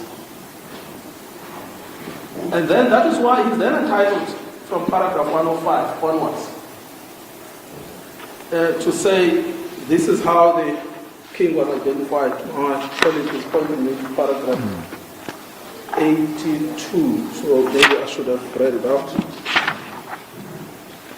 Paragraph 82, I refer to the paragraph, I didn't read it out. I think that's what is being said. Paragraph 82, 1925, my role as the Prime Minister, Undunangulu, of the Zulu nation, from time immemorial, has always been to convene meetings of the royal family, to discuss matters pertaining to the royal house, royal family, usually on the instruction of the reigning king. And in the absence of any such king, I'm entitled to call such meetings of my own accord, as and when the need arises. During my tenure as Prime Minister, there has never been an instance in which a meeting of the royal family has been called by any person other than me, either doing so of my own accord or on the instructions of the reigning king. So if we are to expand the debate and ask whether or not Prince Muthenzi had the locus standi as Prime Minister to convene these meetings, the affidavit is clear and it's backed up by evidence. So the letter that was written by Prince Samakadi, Yes. Well, that was read out at the meeting. Yes. He was aware the meeting was taking place and it was about identification. Yes. He never objected in that letter. Yes. So he did it, and there, Justice Sanduka, it doesn't really matter whether you read his letter as saying, I'm disavowing my claim, or whether you read his letter saying, I'm reserving my position in case I get nominated. The fact of the matter is that he knew that there was a meeting about identification. And it's clear from the agenda that this is a meeting about identification. There were two people who sent apologies. Yes. And that was him and Princess Tembi. Princess Tembi, yes. But is there anything in the papers that indicates that they were both objecting to a meeting taking place then about the identification of the king? In terms of the customary? No.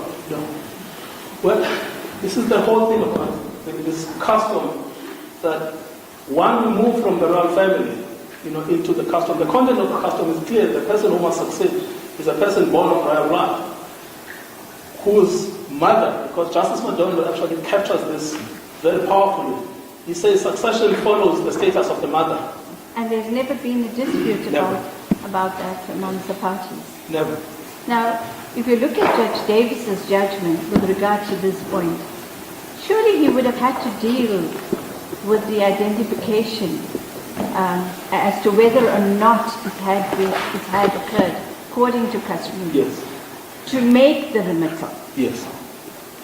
Because you can't make the remittal on the basis that you're going to have to appoint an investigative committee, in terms of Section 84, again with regard to identification. Yes, this is the problem. This is the third of my... We're going round in circles. Yes, this is exactly the problem. That's the third of my arguments, that the judgment contains an internal contradiction. Because at paragraph 36, he finds that the issue of identification is a closed matter. At paragraph 66, he says they must go back and do an identification again. So it's an irrational judgment. Mr. Pretoria, correct me if I'm wrong, but the impression I get is that your argument is quite a narrow one. Is that section 8.4, the only trigger to section 8.4 is if there is been no proper identification, and there is nowhere in the papers anywhere that it is specifically alleged Yes. that King Misuzulu was not properly identified. In accordance with custom. There are allegations. In accordance with Yes, custom. there are allegations about the royal family. Yes. But in accordance with custom. Is that the sort of crux of your argument? Yes. On the first part, that's the argument that, and that argument, Justice, because you are correct about it, it comes from Judge Madondo, paragraph 101, that if you look at Princess Tembe's complaint, it says many things. But it doesn't query the identification of King Misuzulu. Yes, no, it doesn't. According to custom. According to custom, yes. This is a very simple exercise. You identify the custom, and then you identify the gap. What you cannot do, and this is the problem with Judge Davis's judgment, is that he says, as long as you mention custom in your letter, then you trigger section 8.4. But that just makes nonsense of the statute. And you say that the statute is quite narrow. It's a narrow statute. Yes. You have to identify the custom, and you have to identify the gap with that custom, the inconsistency, or the breach of the custom. Yes. You don't have to prove it, which is the evidence part, but at least you have to identify it with the allegation part. So if the matter is remitted, I'm just thinking out loud, if the matter is remitted and the investigative committee is appointed and they have to investigate the identification, so you have to go through contenders. Yes. And the contender has to be in terms of settled custom, Yes. Yes. born of royalty. Yes, I mean, this is, well, there's a rule of law problem. You first have to set aside Judge Madondo's judgment in order to do what is in paragraph 66. Because he is unequivocal that the identification is in accordance with customary law. But you know, I understood your heads of argument to be saying res judicata is not viewing it through the lens of the Constitution, which surprised me somewhat because I thought res judicata would be in support of your client. Yes, it is in support of my client. I'm not sure which part of my heads, but certainly the second part of the heads, we firmly rely in support of the recognition decision on res judicata. Oh, I see. Oh. Yes. And in support of the identification decision, we say that was done in accordance with custom. Yes. And we say that before the president, there was no allegation that it was not done in accordance with custom. In fact, we rely both on res judicata and issue estoppel. And issue estoppel covers both President Bonisi and Princess Makadi. They were there, they were in that court, either as applicants or as respondents, but they were there. Then the third topic, I've now covered the second topic, which is the analysis. There is a second letter, I've almost forgot about it. There is a second letter, which is the letter of the attorneys of Prince Bonisi. That you will find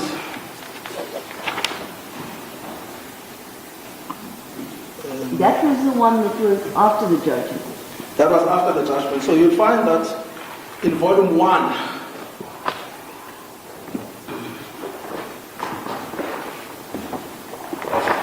Is it the letter from Mabaso attorneys? from Mabaso attorneys, yes. Yes, okay. Now, those are the only two letters referred to in the judgment that were sent to the president. So that you will find at volume 1, at page 93, yes.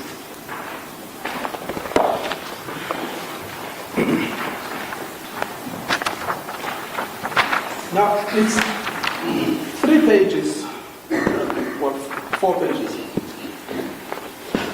Its now is to complain about section 8.1. That is the name of that letter. And it never identifies the custom. It complains about the composition of the meeting of the 14th of May. But it never says this is the custom and this is why the custom was not followed. And then it then threatens litigation, threatens an appeal against Judge Madondo, and then it threatens a review of the President's recognition if the recognition goes through.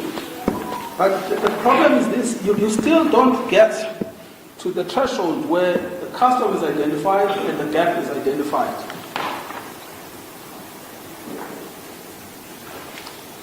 And this is the problem everywhere you go. The issue was always, this meeting of the 14th of May was not properly composed. That was always the issue.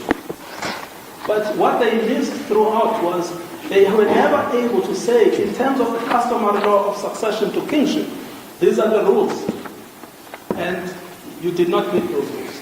So even that second letter simply falls below the threshold. And the logic of Judge Madondo in paragraph 101 equally applies to that letter from the attorneys. So that then takes me to the third point, which is that there is a glaring contradiction in the judgment, and already a lot of water has flown on this topic. You will find this contradiction, yes, volume 25. So we start with paragraph 36, which is at page 4787.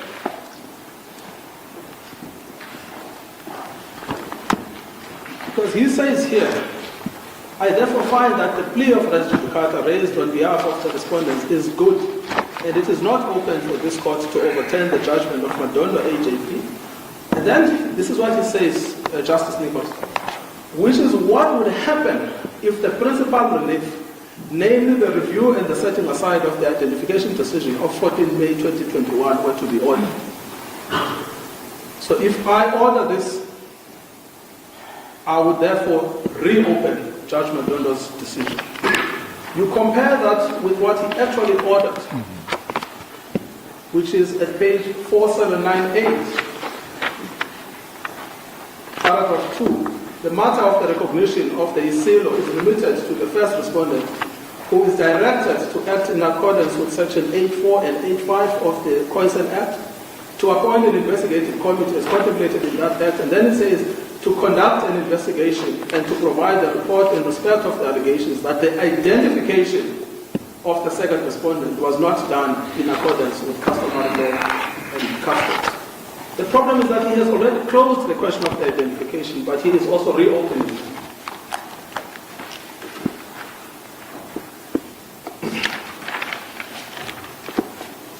So we would therefore submit that given this glaring contradiction, the judgment simply cannot stand. You have to scratch out the second part of the judgment so that it's a judgment that is internally consistent, beginning and end.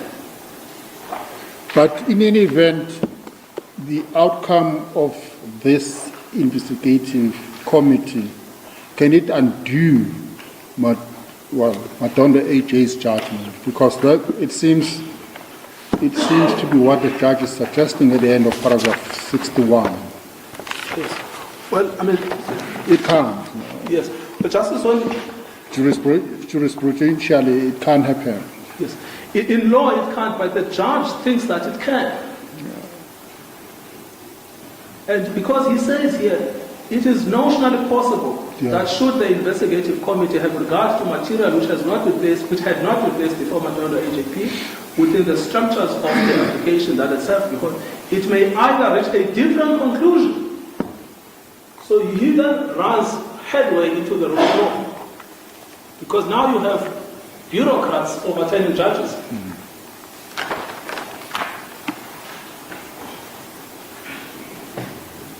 And so insofar that there may still be an issue around this, my colleague, Mr. Moran, has referred the court to paragraph 101 of the judgment of Madondo, HAP, which closed the issue of identification.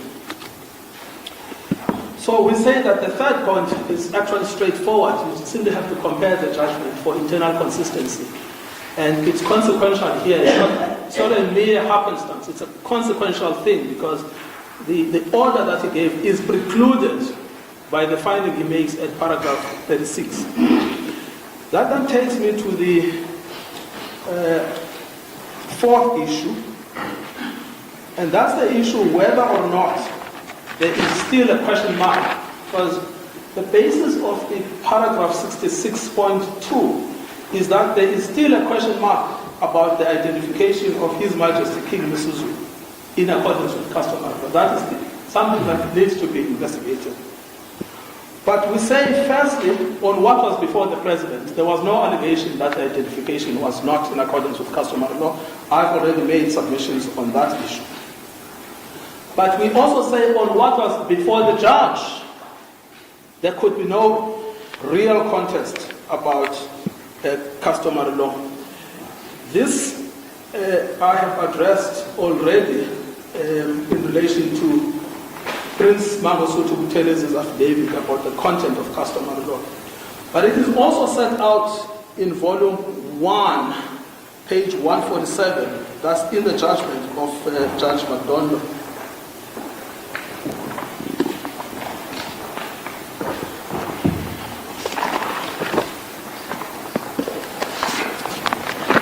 So if you see what he says about custom,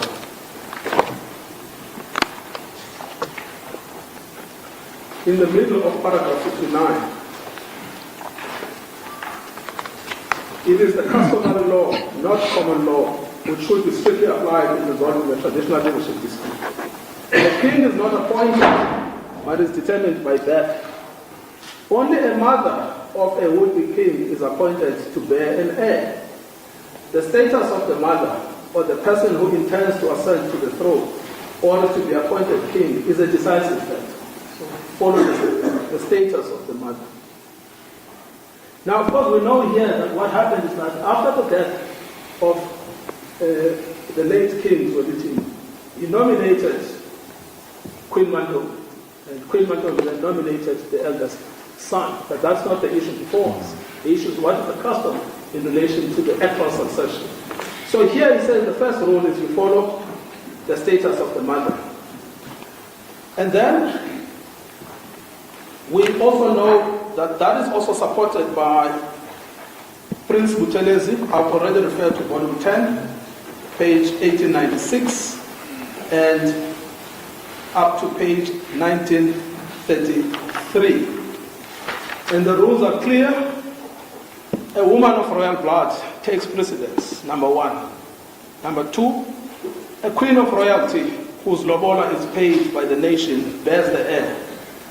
Number three, the Zulu nation paid lobola for Queen Mantombi. Number four, the late king nominated Queen Mantombi as regent. Number five, Queen Mantombi nominated King Misuzulu by custom. This is also supported by King Misuzulu's own affidavit. You will find that at volume 21, page 4183.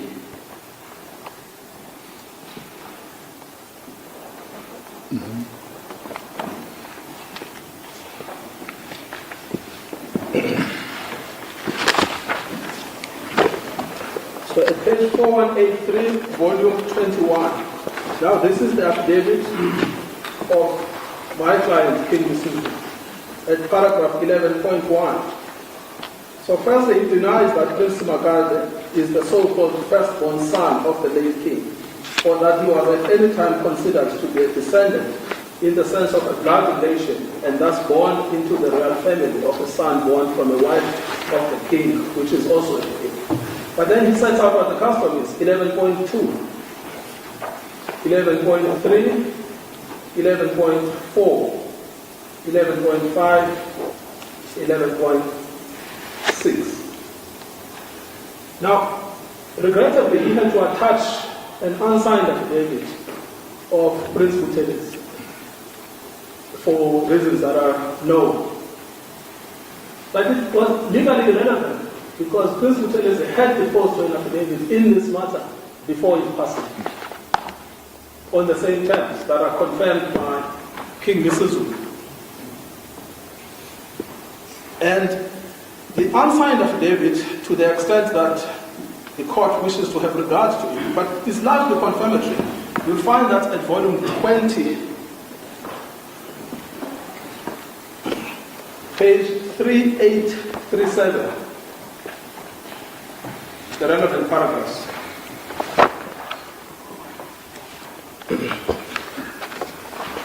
So you'll find that at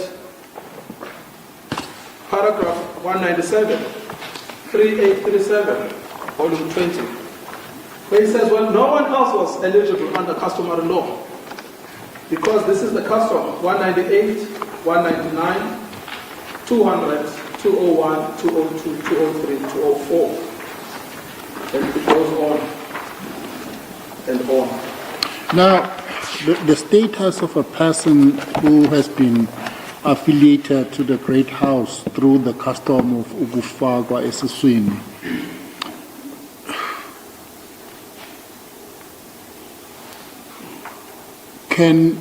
when it comes to issue of succession, can that person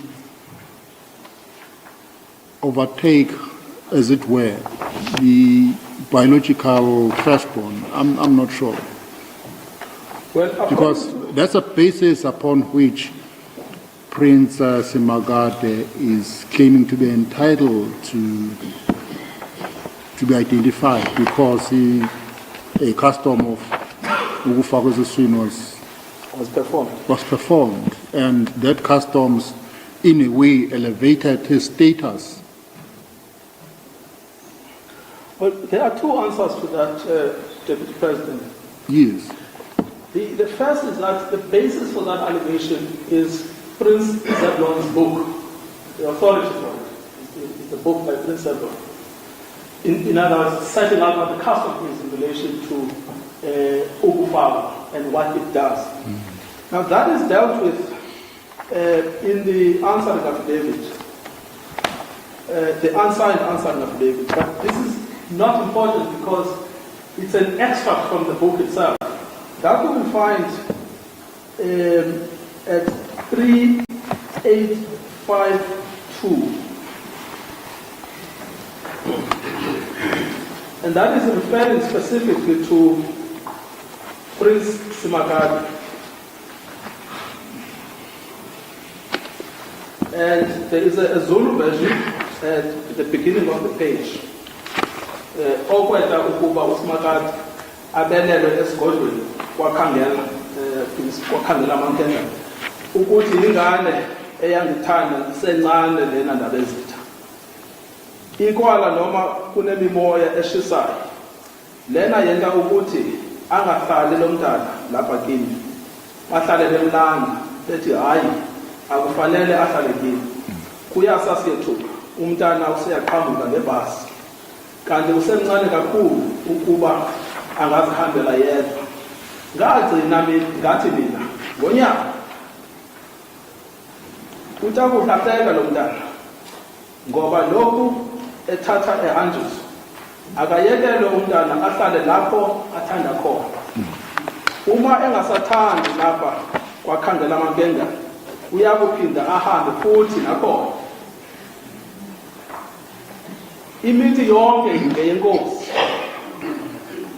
yena lo mntana ongowenkosi nje angahlala noma kuphi wathanda ke lo mntana kwangangoba lesikhoke wate lesikole wate wasiqeda ehlala nami lapha esigodlweni kwakhangela The English translation comes immediately after that.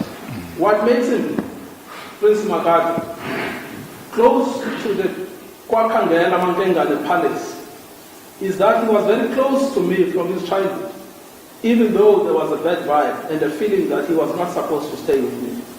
They would fetch him, and the following day we would see him getting off the bus. Even when he was too young to travel alone, I ended up suggesting to the king, that's a reference to Gonyama, that this child should be left alone to stay where he prefers to stay. Otherwise, he was going to wander away and get lost. If he prefers to go away from KwaKhangela, he will be free to leave because the king has made homesteads. So Prince Makate lived with me at KwaKhangela until he finished. So the first basis of this allegation of Ubufalo is not supported by the very authority that they refer to. But it is also refuted at the following page, 3853, paragraph 252, right up to 275. And one can imagine this, justices. Ubufakwa, especially at the royal family context, particularly Ubufakwa for the purpose of succession to kingship, is a big thing. There is not a shred of evidence, no photo, no picture, nothing of what transpired on the occasion. It's not a one-day event, it's a series of events to signify this elevation. So you have an empty assertion that is not backed up by any evidence. And then you have all of this evidence in the answering affidavit that authoritatively refutes it, because it's a big thing, it's a ceremony, it's an event, it's an occasion. And you find sorry. If now the allegation that he was, inserted, he was forward, is correct.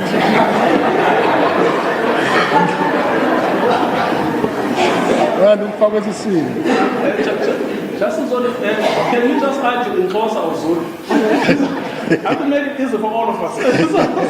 Rather than going into the language and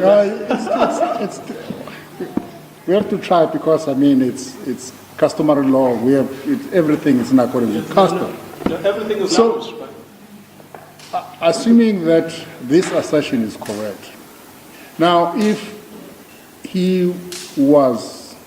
that custom was correctly performed and it had legal consequences as suggested by Prince Makate, then I found it strange that the Queen, that is late Mantombi Dlamini, would have in her will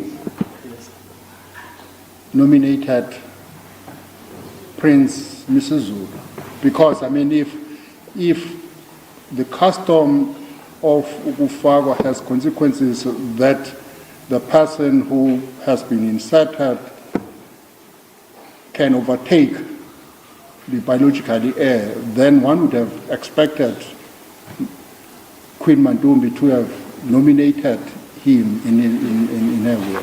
Yes, well, Justice, we would have expected the king himself. Well, the king, maybe he didn't want to create a dispute within the family. He just wanted to stabilize the situation, to say, I'm appointing my wife as a regent for a time being. Then it's for my wife to decide going forward. But I think that the whole purpose there was stability in the family. Yes, but we agree incidentally with that. What is clear that the wish of King kaZwelithini was that Queen Mantombi must make the decision. Yes. But if it is correct that Prince Makate got into the royal family through the custom of Ubufakwa, the purpose of Ubufakwa and his rendition was so that he could be the first in the line of succession. But that is a ceremony and a custom that would have been performed by the late king. So when the late king identifies the successor, the logic, according to Prince Makate, would have been, I have already decided the successor. I did the custom of Ubufakwa. And that is why I'm nominating Princess Makate. So the fact that the king never did so. The king decided that the decision ought to be made by Queen Mantombi is itself in conflict with any notion that Ukufaga was performed for the purpose of determining succession. But in addition to that, Queen Mantombi would have been part and parcel of the custom of Ukufaga. And she herself would have then nominated the person who has been adopted through the custom of Ukufaga. But none of those things happened. And that's all in addition to the total lack of facts that are alleged by Prince Simagat. And the fact that the book that they rely upon explains what Prince Zebron did. He went around interviewing the members of the royal family and interviewed the person directly, Queen Mantombi. How did this child get to this family? And Queen Mantombi explains what happened. And there's no reference there to the custom of Ukufaga. So are you saying that there was no, sorry, are you saying that there was no Ukufaga customary rights that took place? Yes, that is, if you go to page 3, first on what is stated by Queen Mantombi, there was no such a custom. But at page 3853, that is expressly refuted. In fact, it says the custom of Ukufaga was never performed. Would Prince Simakade not have mentioned it in the letter if it was so important? Well, yes, this is the point made eloquently by Mr. Morani, that if his claim to the kingship was that it was through the adoption by virtue of Ukufaga, it would have been uppermost in his claim when he wrote the letter of the 11th of May. But Justice Zondi, at paragraph 259, page 3855, the question you asked me a minute ago, and I realized I didn't answer it. The answer is there. It is unheard of in all circumstances of a child affiliated to a house ever taking precedence over and above the children born of, in this case, the late queen and the late king during the subsistence of their marriage relationship. But this being the unsigned affidavit This is the unsigned. of Prince Buthelezi, to what weight must we attach to it? It is supported by King Misuzulu as a rendition of custom.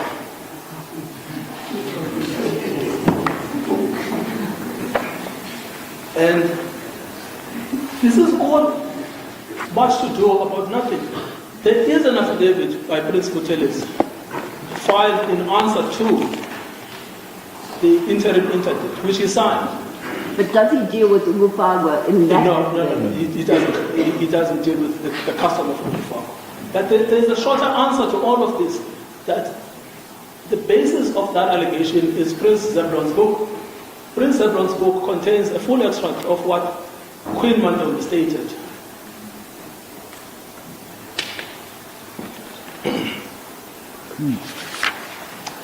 So we therefore submit that the custom of Ukufaga is simply not a basis for a claim, a legitimate basis for a claim to succession. In fact, Judge Madondo was clear on this, that there are no other contenders. He had gone through the whole list. He came to the conclusion that there are no other contenders. I have already addressed the issue of the composition of the meeting of the royal family. The Mpeko decision, as correctly identified by Judge Madondo, is distinguishable, and that is where what they did, they took members of the royal council and conflated them with the members of the royal family, which then contaminated the meeting of the royal family. But here, the composition of the royal family is set out in the affidavit by Prince Buthelezi, the signed affidavit in response to the interim interdict proceedings.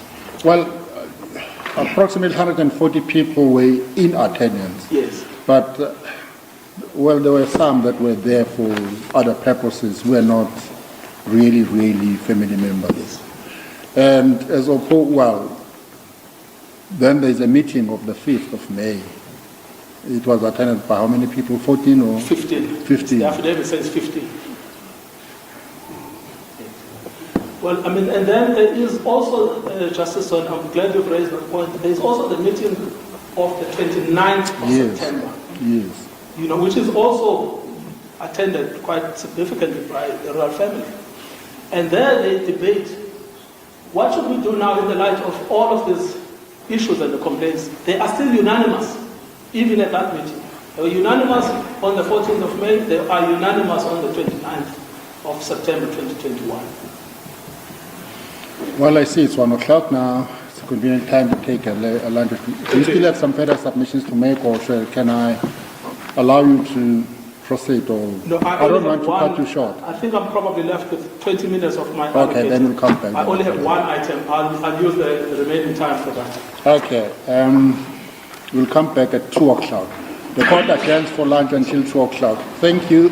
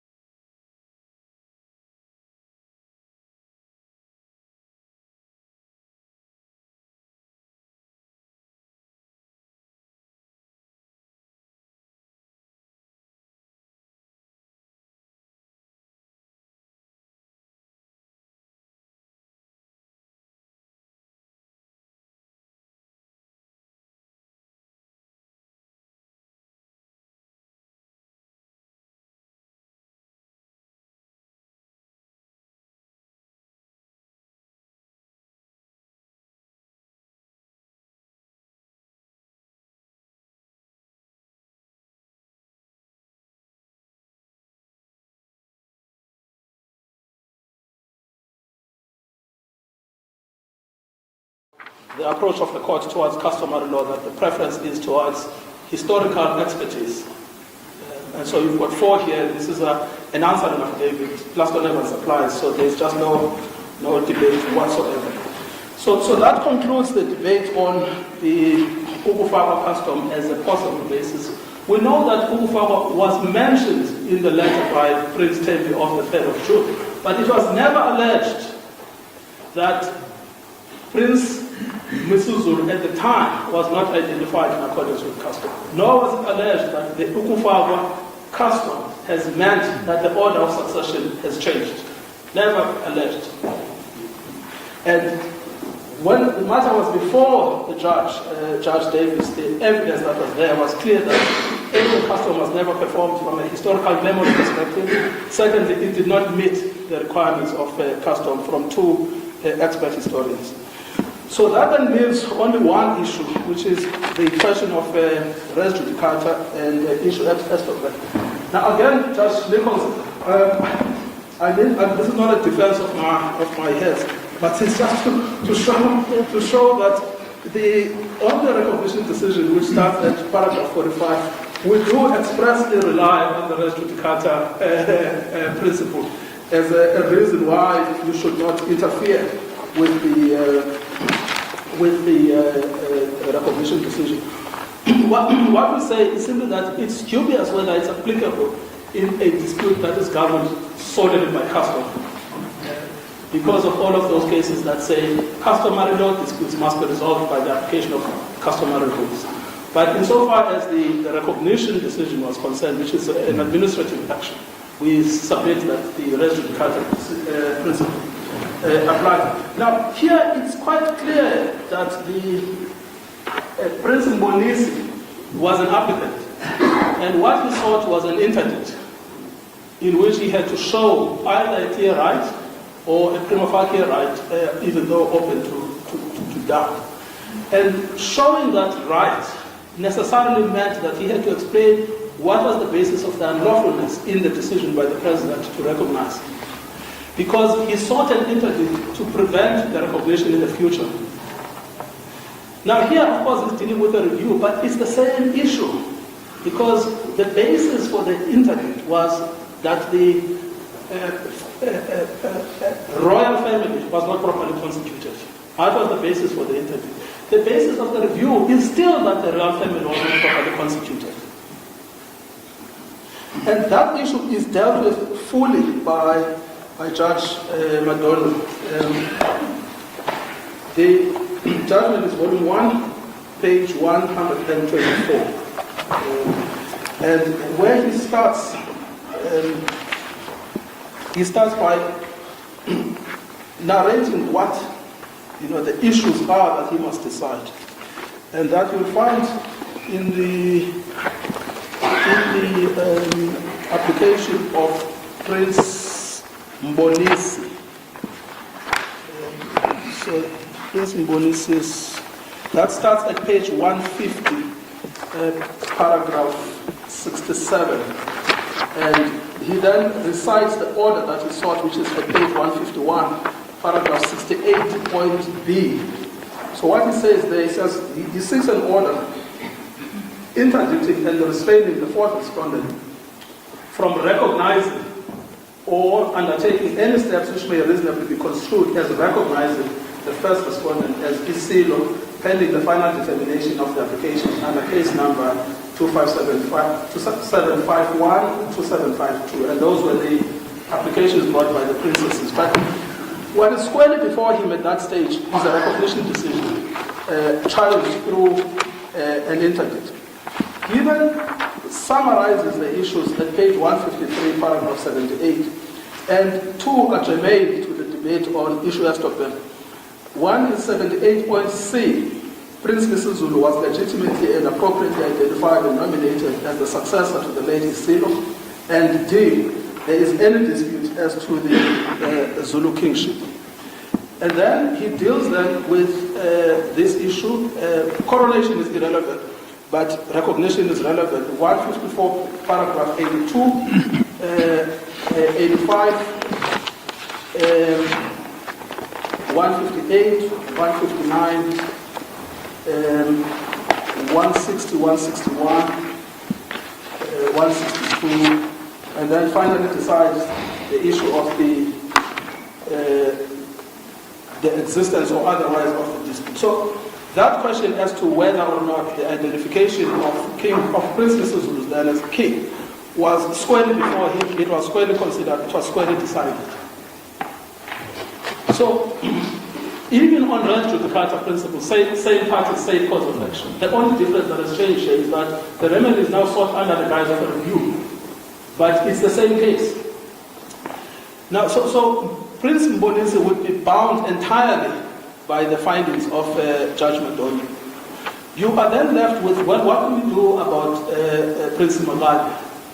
The problem is that Prince Magadi seems to have been there as well. If one looks at volume 23 and volume 23, these are the heads of argument filed on behalf of King Misuzulu. And you will see at volume 23, page 4494.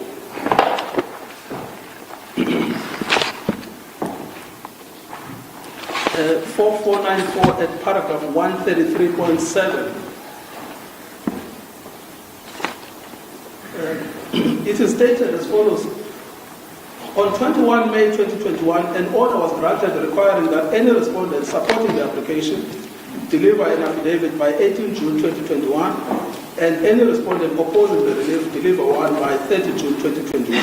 Prince Mbonisi and Prince Simakade both elected not to file any affidavits pursuant thereto.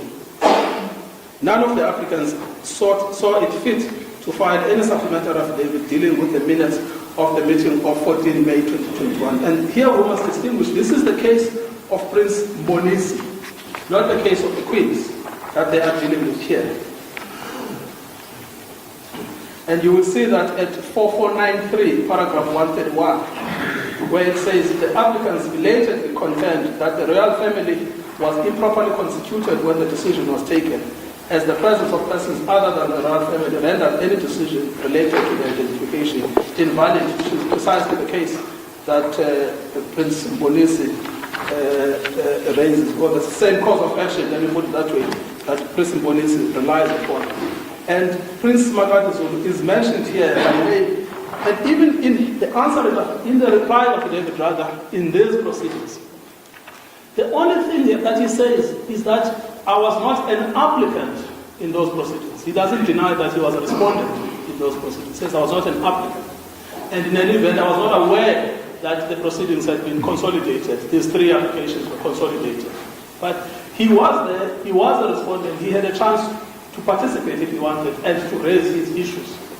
So issue Estockwell then is taken against both of them. Same party, same cause of action. And even if the formalities of res judicata were not applicable, the underlying jurisprudential rationale of the issue Estockwell is finality in litigation. There has to be a point where a case comes to an end. And we've prepared the court in our heads of argument to, which is at paragraph 57 and 58, to a judgment of Mkhize of the Constitutional Court, which deals with this issue that the underlying basis of issue Estockwell is finality in litigation. What is intolerable is to keep litigating the same issue. Now, if you look here in this case, what are the issues that we are dealing with? We are dealing with the validity of the meeting on the 14th of May, as to whether or not that meeting was properly composed or not. Judge Madonna has dealt with it. We are dealing with the issue of the succession, as to whether succession was done in accordance with customary law. Judge Madonna has dealt with it. We are dealing with the issue as to whether there are any other contenders in customary law to the throne of the Zulu kingship. Judge Madonna has dealt with it.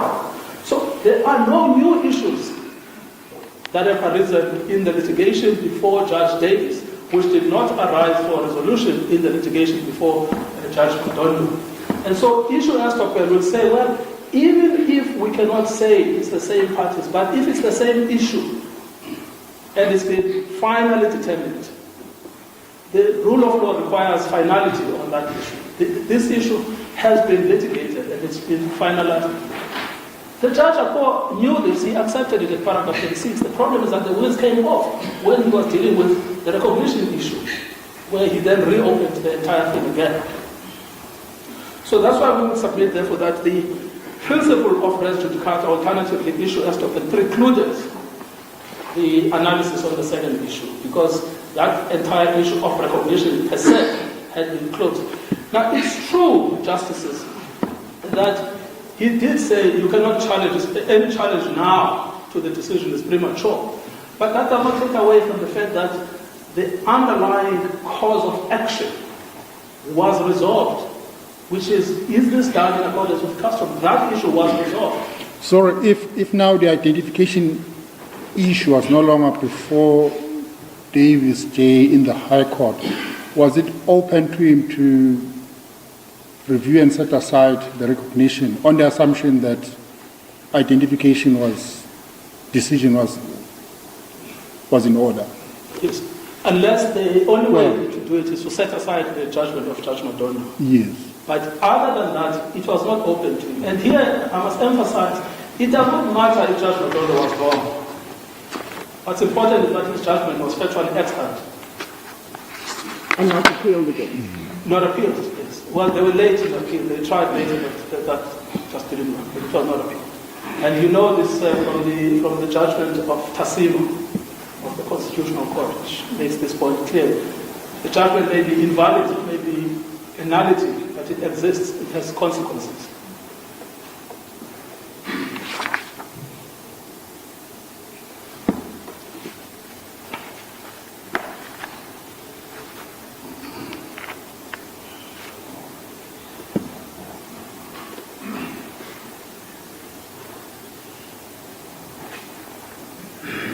Well, the only way in which he could have review and set aside the recognition decision if, for instance, if there was non-compliance with Section 8.3a relating to the publication of the notice in the Government Gazette. Yes, no, if those procedural steps were not taken. No, that I would accept, but yes. What he could never do, what he was precluded from was to rely on Section 8.4. Yes. Because Section 8.4 was expressly addressed in terms.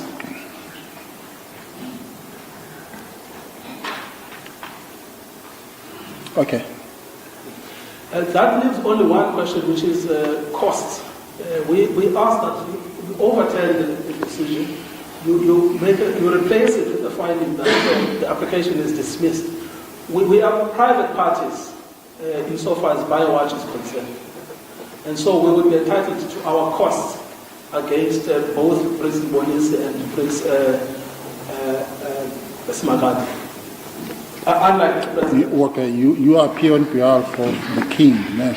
I appear on behalf of the King. I suppose there's an embodiment of the aspirations of the nation, but he's not the state. All right, point taken. But what is the order that you would see? Well, the order here is the paragraph 66 of the order of the Court of Law is set aside. The application is dismissed with costs. It's replaced with an order that the application is dismissed with costs. And then there is this debate about whether, if you oppose the appeal, whether I'm entitled to my costs. But I'm saying I should be treated as a private party. Yes, no, I understand that.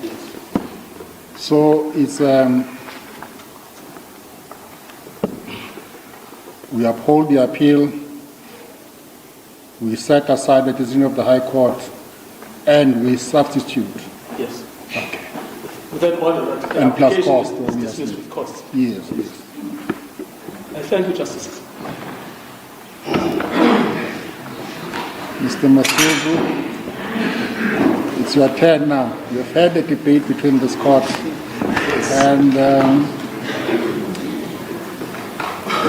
Mr. Moran and Mr. Zwelithini. So I'll give you time just to put your papers in order, and then we'll start with your 20 minutes. Thank you. you, Deputy President, Justices of the Court.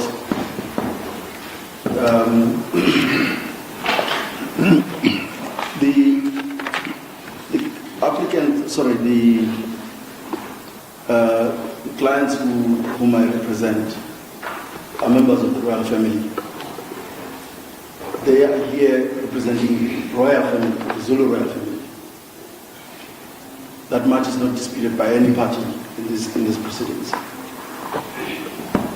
They are here to ask, or rather they are here to appeal a judgment in which they were denied a right which is conferred on them by both tradition, custom, and legislation. And that right is the right to be party to a decision that identifies an individual in the royal family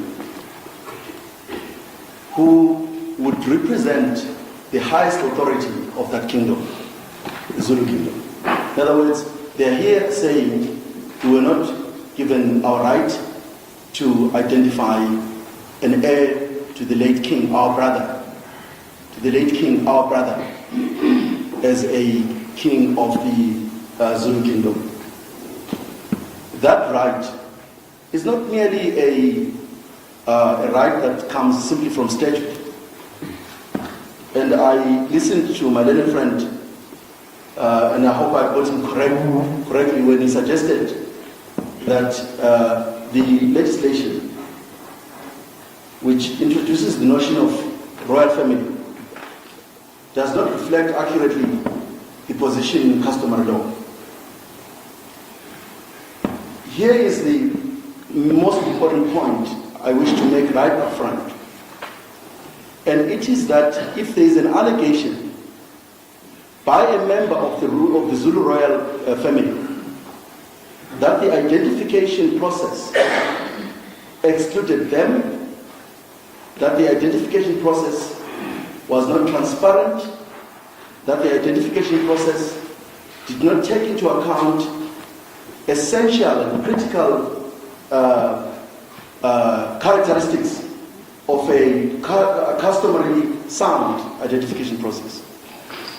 That is a complaint about a customary law not having been complied with. In other words, an identification process that has not been complied with is one where the royal family has not been given that right to identify an heir. So the most important thing about the judgment, insofar as it reflects on the issue of the existence of a dispute or of allegation, I'm going to deal with that later on, is that there is ample evidence in all the papers, in the volumes and volumes that we have, that the royal family's complaint is that they were not involved in the identification process, that they were excluded, that the identification process was opaque, it was arbitrary, and that they needed an identification process that complies with the tradition as they understood it. Now, that complaint fits squarely within a complaint about identification as set out in Section 8.4.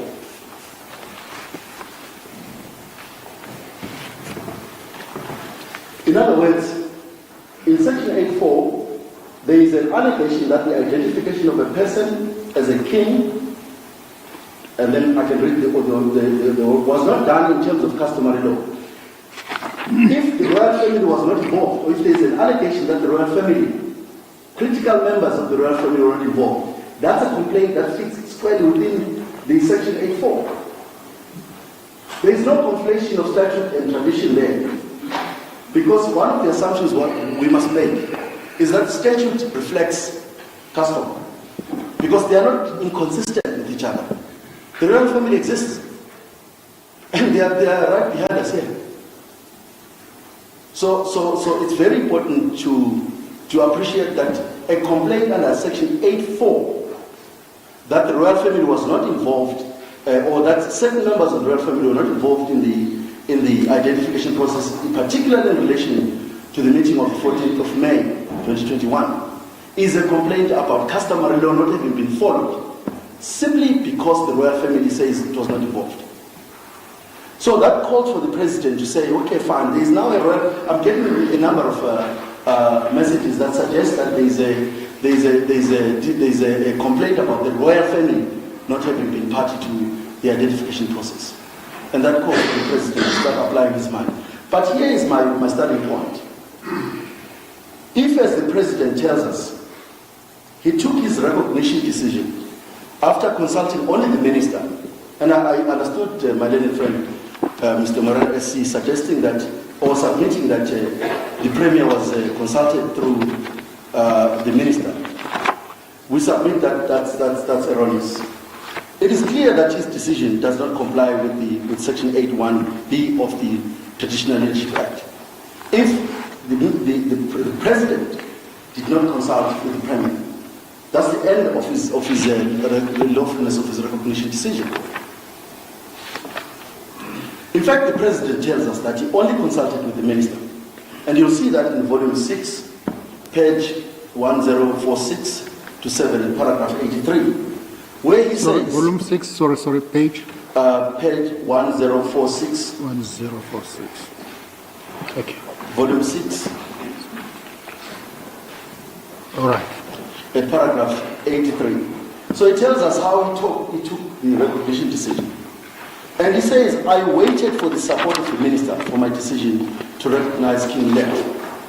Nowhere does he say, I waited for the support of the Premier for my decision to recognize King Elect. In fact, the Premier is not represented in these proceedings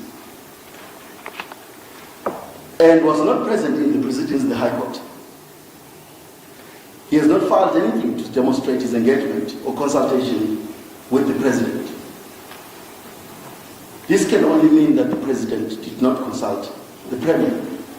And the idea that it was left to him to decide the method of consultation, and that method of consultation was via the minister, does not accord with Section 8(4) of the Leadership Act. Section 8(4) identifies two functionaries that must be consulted by the president. Two functionaries.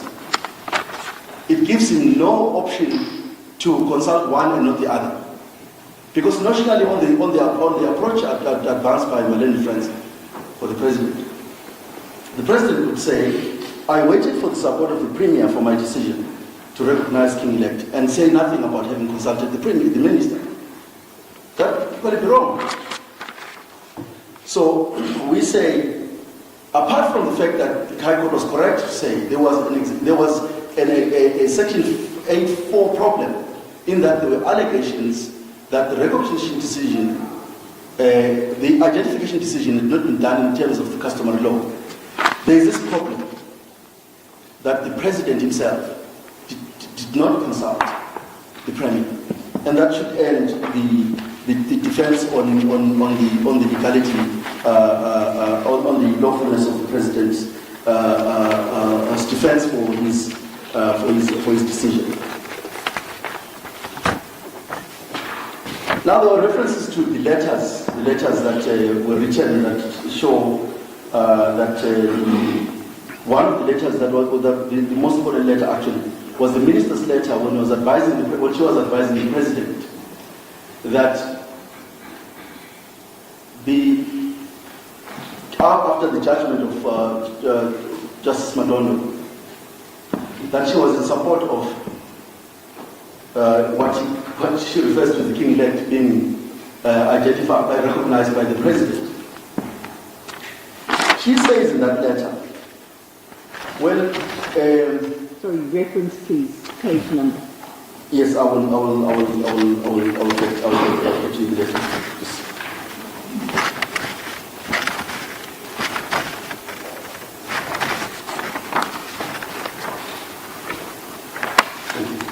The letter is in volume 3, page 572.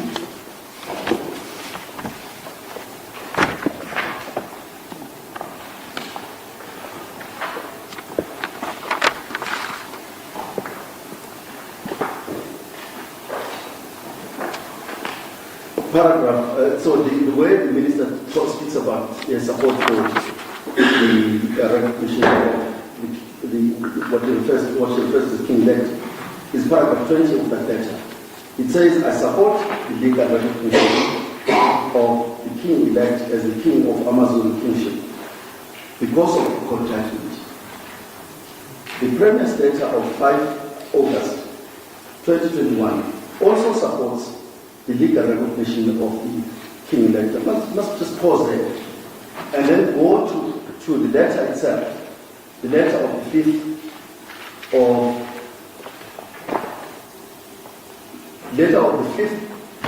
of August, and that letter appears on page 578.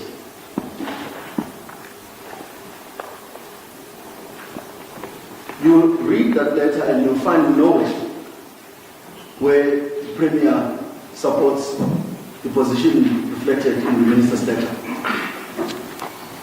So anyway, what happened there was that the President was not advised correctly. Because if you read that letter of the Premier,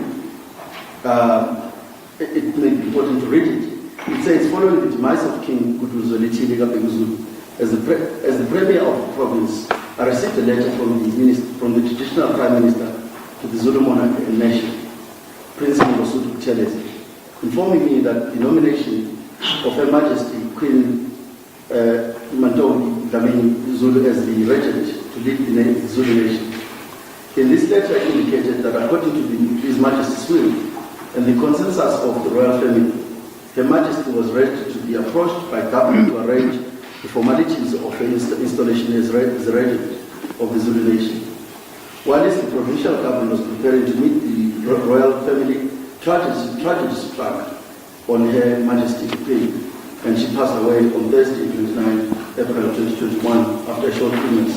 Immediately after the planting and the memorial service of Her Majesty the Queen, the royal family met and her will was pronounced, and Prince Misuzulu was announced as successor to Her Majesty. Accordingly, this decision was reaffirmed by the meeting of the Zulu royal family as indicated in the minutes.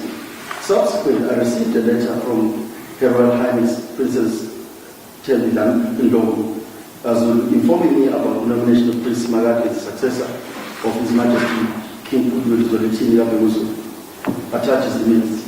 During the process of nomination, it became clear that the Zulu royal family is divided on the final decision as to who should be successor to His Majesty King Misuzulu. It must further be noted that immediately after the will of His Majesty King Misuzulu was pronounced, 2 court applications subsequently brought by Queen Spongile Zulu against Queen Mate and others, and Princess Dandoemposi and Domzosutu Dlamini against Queen Mate and others. These 2 applications were issued on 28 April 2021 after the death of His Majesty King Misuzulu, but before the passing of the regent, Her Majesty Queen Mantombi Dlamini Zulu. The Provincial Executive Council has appointed 3 experts in mediation, Zulu culture and legal aspects to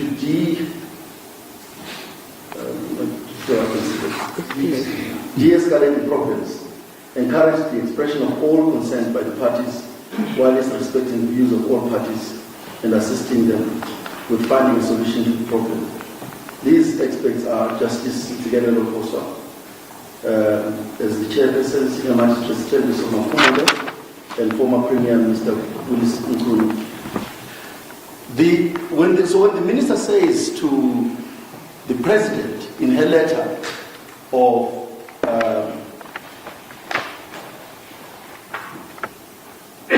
in her letter, when she says that there is support, the Premier's letter of 5 August also supports. There is no way where that letter supports the legal recognition of the King-elect. To the extent the President took this letter of the minister and the letter of the Premier and read the 2 of them, you would have been able to see that the Premier there's no way where he says he supports the election of the, or rather the appointment, the recognition of the king. So that letter, that is a problem that the president would have read the two letters and came to the conclusion that in fact there was a basis in culture and custom to recognize the king. But let me also reiterate something important which the Zulu royal family said in the High Court and will say here, which was that they are not in court asking the court to recognize a particular individual as king. They are asking for the rights they have to to identify a king. They are asking the court to endorse the customary position. That is, the royal family, they have a right to identify a king without any interference. As a royal family, they must be allowed to sit, consider the variables they need to consider, and to appoint, or rather to identify an heir that would be recognized by the president. So, okay, you are 20 minutes is up now. Yes, so I should have waived my rights to. I should have actually waived my rights to. Okay. To not be asked questions. My first question is on your last statement. You said that the royal family doesn't have a sort of a preferred candidate. All that they are seeking is to participate in the identification process. Will it not, well, let me rephrase my question. Surely, if they are saying that we are not given an opportunity to participate in the identification process, they must tell us at least to say, this is the person that we wanted. We did not want person number A, this is our preferred candidate. They can't just come to court and say, well,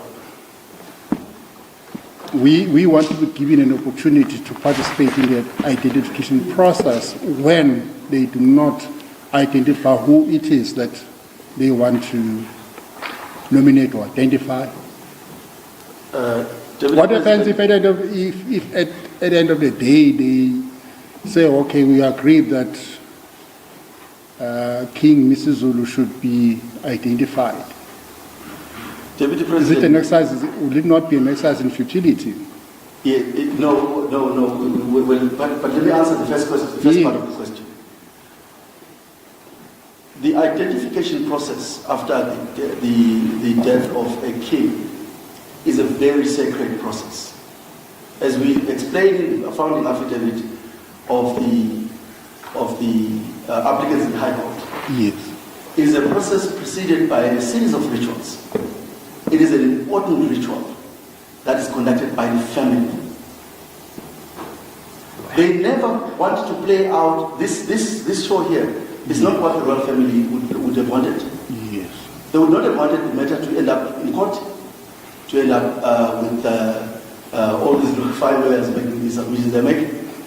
They would have wanted to have the time as the royal family to engage with the duty they have, which is to look at all the variables they need to look at, including whether or not the will of the late king, kaZwelithini, nominating the queen was something they could give effect to. In other words, the ultimate authority on the identification process is the royal family. They would have but at least here, there is not the basis upon which this appeal is being pursued. It's pursued on the basis that there was compliance with customary law and custom in terms of identifying the king. They are not basing their claims solely on the will of the late king or the will of the late queen. No, Because their case is anchored on identification of the king in accordance with customary law and custom. Yes. And as I've made the submission that the primary case is that it is customary law for the royal family to identify an heir. All right. Then So if my they're next denied- question to you, sorry. My next question to you is, which part of the royal family members wanted to participate and were not afforded an opportunity to participate because, according to the minutes of the meeting of the 14th of May, some were invited,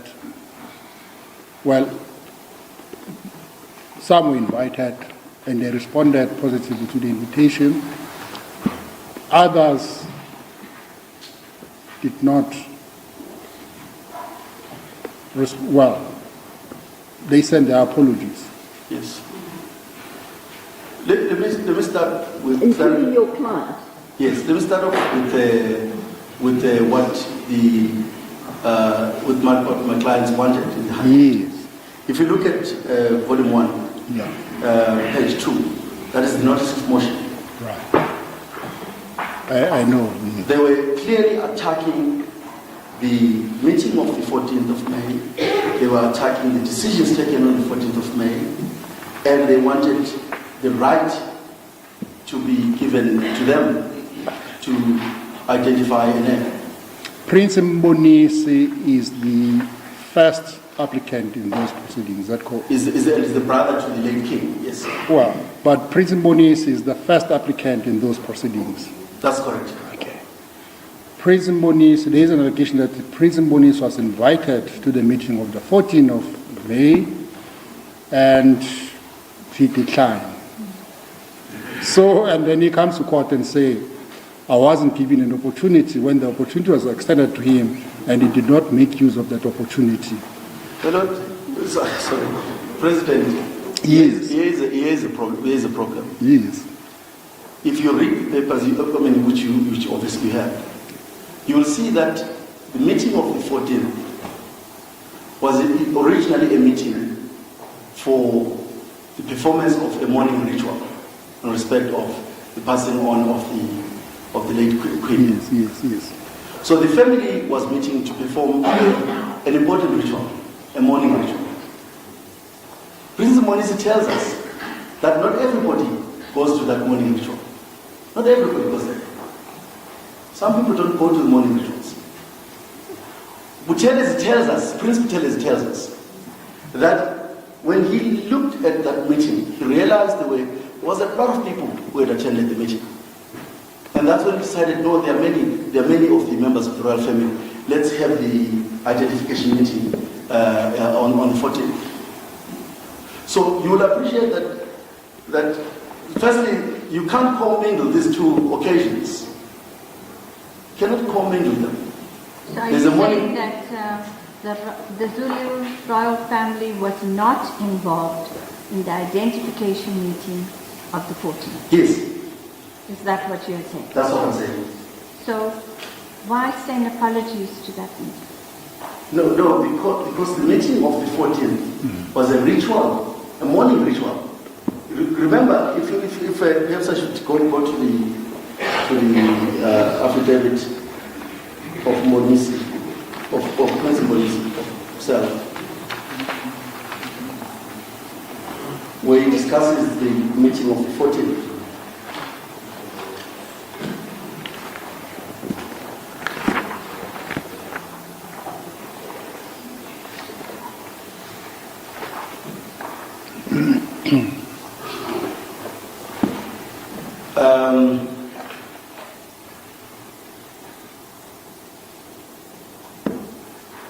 Why so you're looking I'll for find someone. that? Are you saying that there were no members of the Zulu royal family there?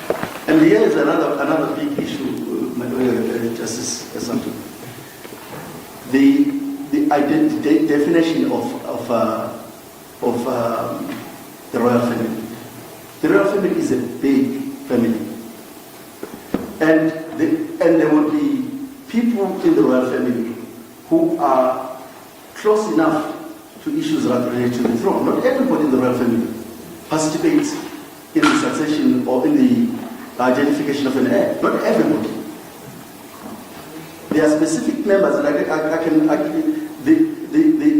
one of the very close members that must be involved in the identification of the heir are the brothers to the late king. But there will be other members of the royal family, because it's a large family. And you will see, because it's a large family, you have to define the meaning of royal family. That is a power and the duty to identify an heir by understanding how that royal family, and I'm not saying the Zulu kingdom, I'm saying the royal family, it's a family. How that royal family allocates specific tasks to specific people. So in the identification, for example, when it tells us that amaZulu, the children of the late king, do not participate in the identification of an heir, because they are potential beneficiaries. Why do you say that is a function of the uncles? Yes, the function of the uncles. Okay. And the queens do not participate in the identification. They've got advisory, they can be consulted, because there are a number of variables that must be considered when an heir is being considered. And the houses of the previous kings, are they participating in the identification?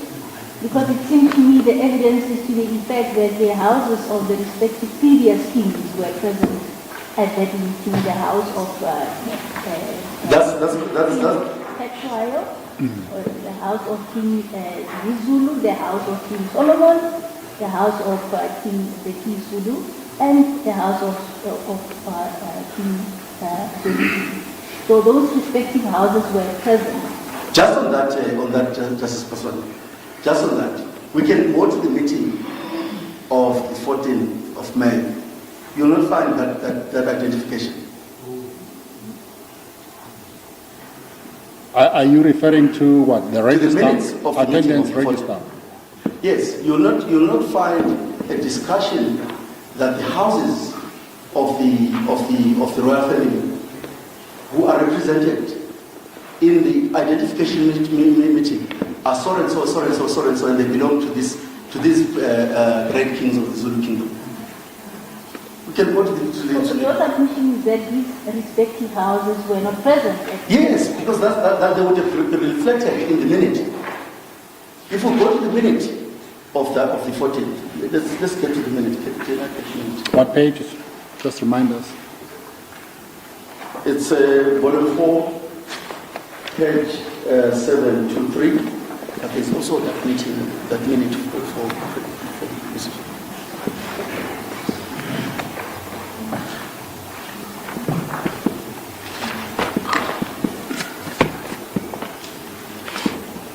Right, so you'll see that on page 724, there are comments by members of the royal family. And there is Prince Guyana, Kapeto Moshe, Solomon Gatiluzu. There is Prince Banara, Kambuzini, Nyaiza, Kandabugo, Kambane. There is Prince James, Kamzi Yakoga, Kampiga Nina, kaZwelithini, Kambane. There is Prince Menzi Katalai Solomon. There is Prince Lanaletu Kaphezulu. In fact, so what I'm asking really is for the court to look at what is said about the number, because I know that in one of the affidavits of Prince Buteles, he says there are 5 kings that ought to be represented in that meeting. If you go to the identification meeting of the 14th, we do the exercise of trying to figure out who exactly in that meeting represented the 5 houses of the royal family.